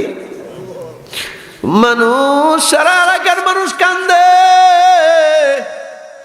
বুঝাইতে পারে না, আমিও বুঝতে চাই না। সেই মা বাবাকে খুঁজে ফিরেছি, মনে মনে ভাবতাম বাড়ির মানুষ মনে হয় ভাই বেড়াদার আমার ধোঁকা দেয়, হয়তো বা আমার আব্বা আম্মা অন্য কোথাও রাগ করে চলে গেছে, কোনো একদিন খুঁজলে মনে হয় মা বাবাকে পেয়ে যাব। এই কারণে কত জায়গায় গেলাম রে আল্লাহ, যখনই দেখতাম রাস্তাঘাটে মানুষ মুরব্বীরা হাঁটতেছে, এই মুরব্বীগুলোর চেহারার দিকে তাকায় থাকতাম, মনে মনে ভাবতাম হয়তো হাজার মানুষের ভিড়ের মধ্যে কোনোদিন আমার আব্বা আম্মাকে আমি ফিরে পাবো। কিন্তু কত মুরব্বী দেখলাম, কত মানুষের চেহারা আমার সামনে ভাসলো, কত মুরব্বী মহিলাদেরকে দেখেছি, কিন্তু মার ওই চেহারাটা, ওই দুঃখিনী মার দরদ মাখা চেহারাটা আর আমি দেখতে পারলাম না।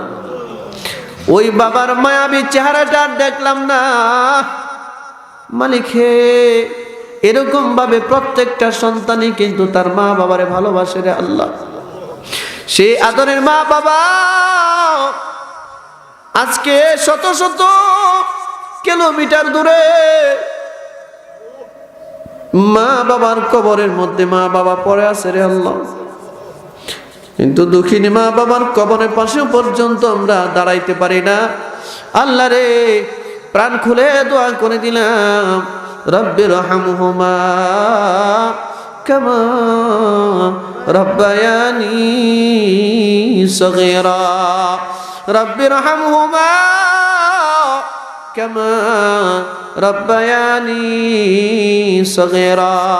আল্লাহ, আমাদের আব্বা আম্মারে তুমি মাফ করে দাও, তাদের কবর নিয়ে তুমি জান্নাতের বাগান বানাও।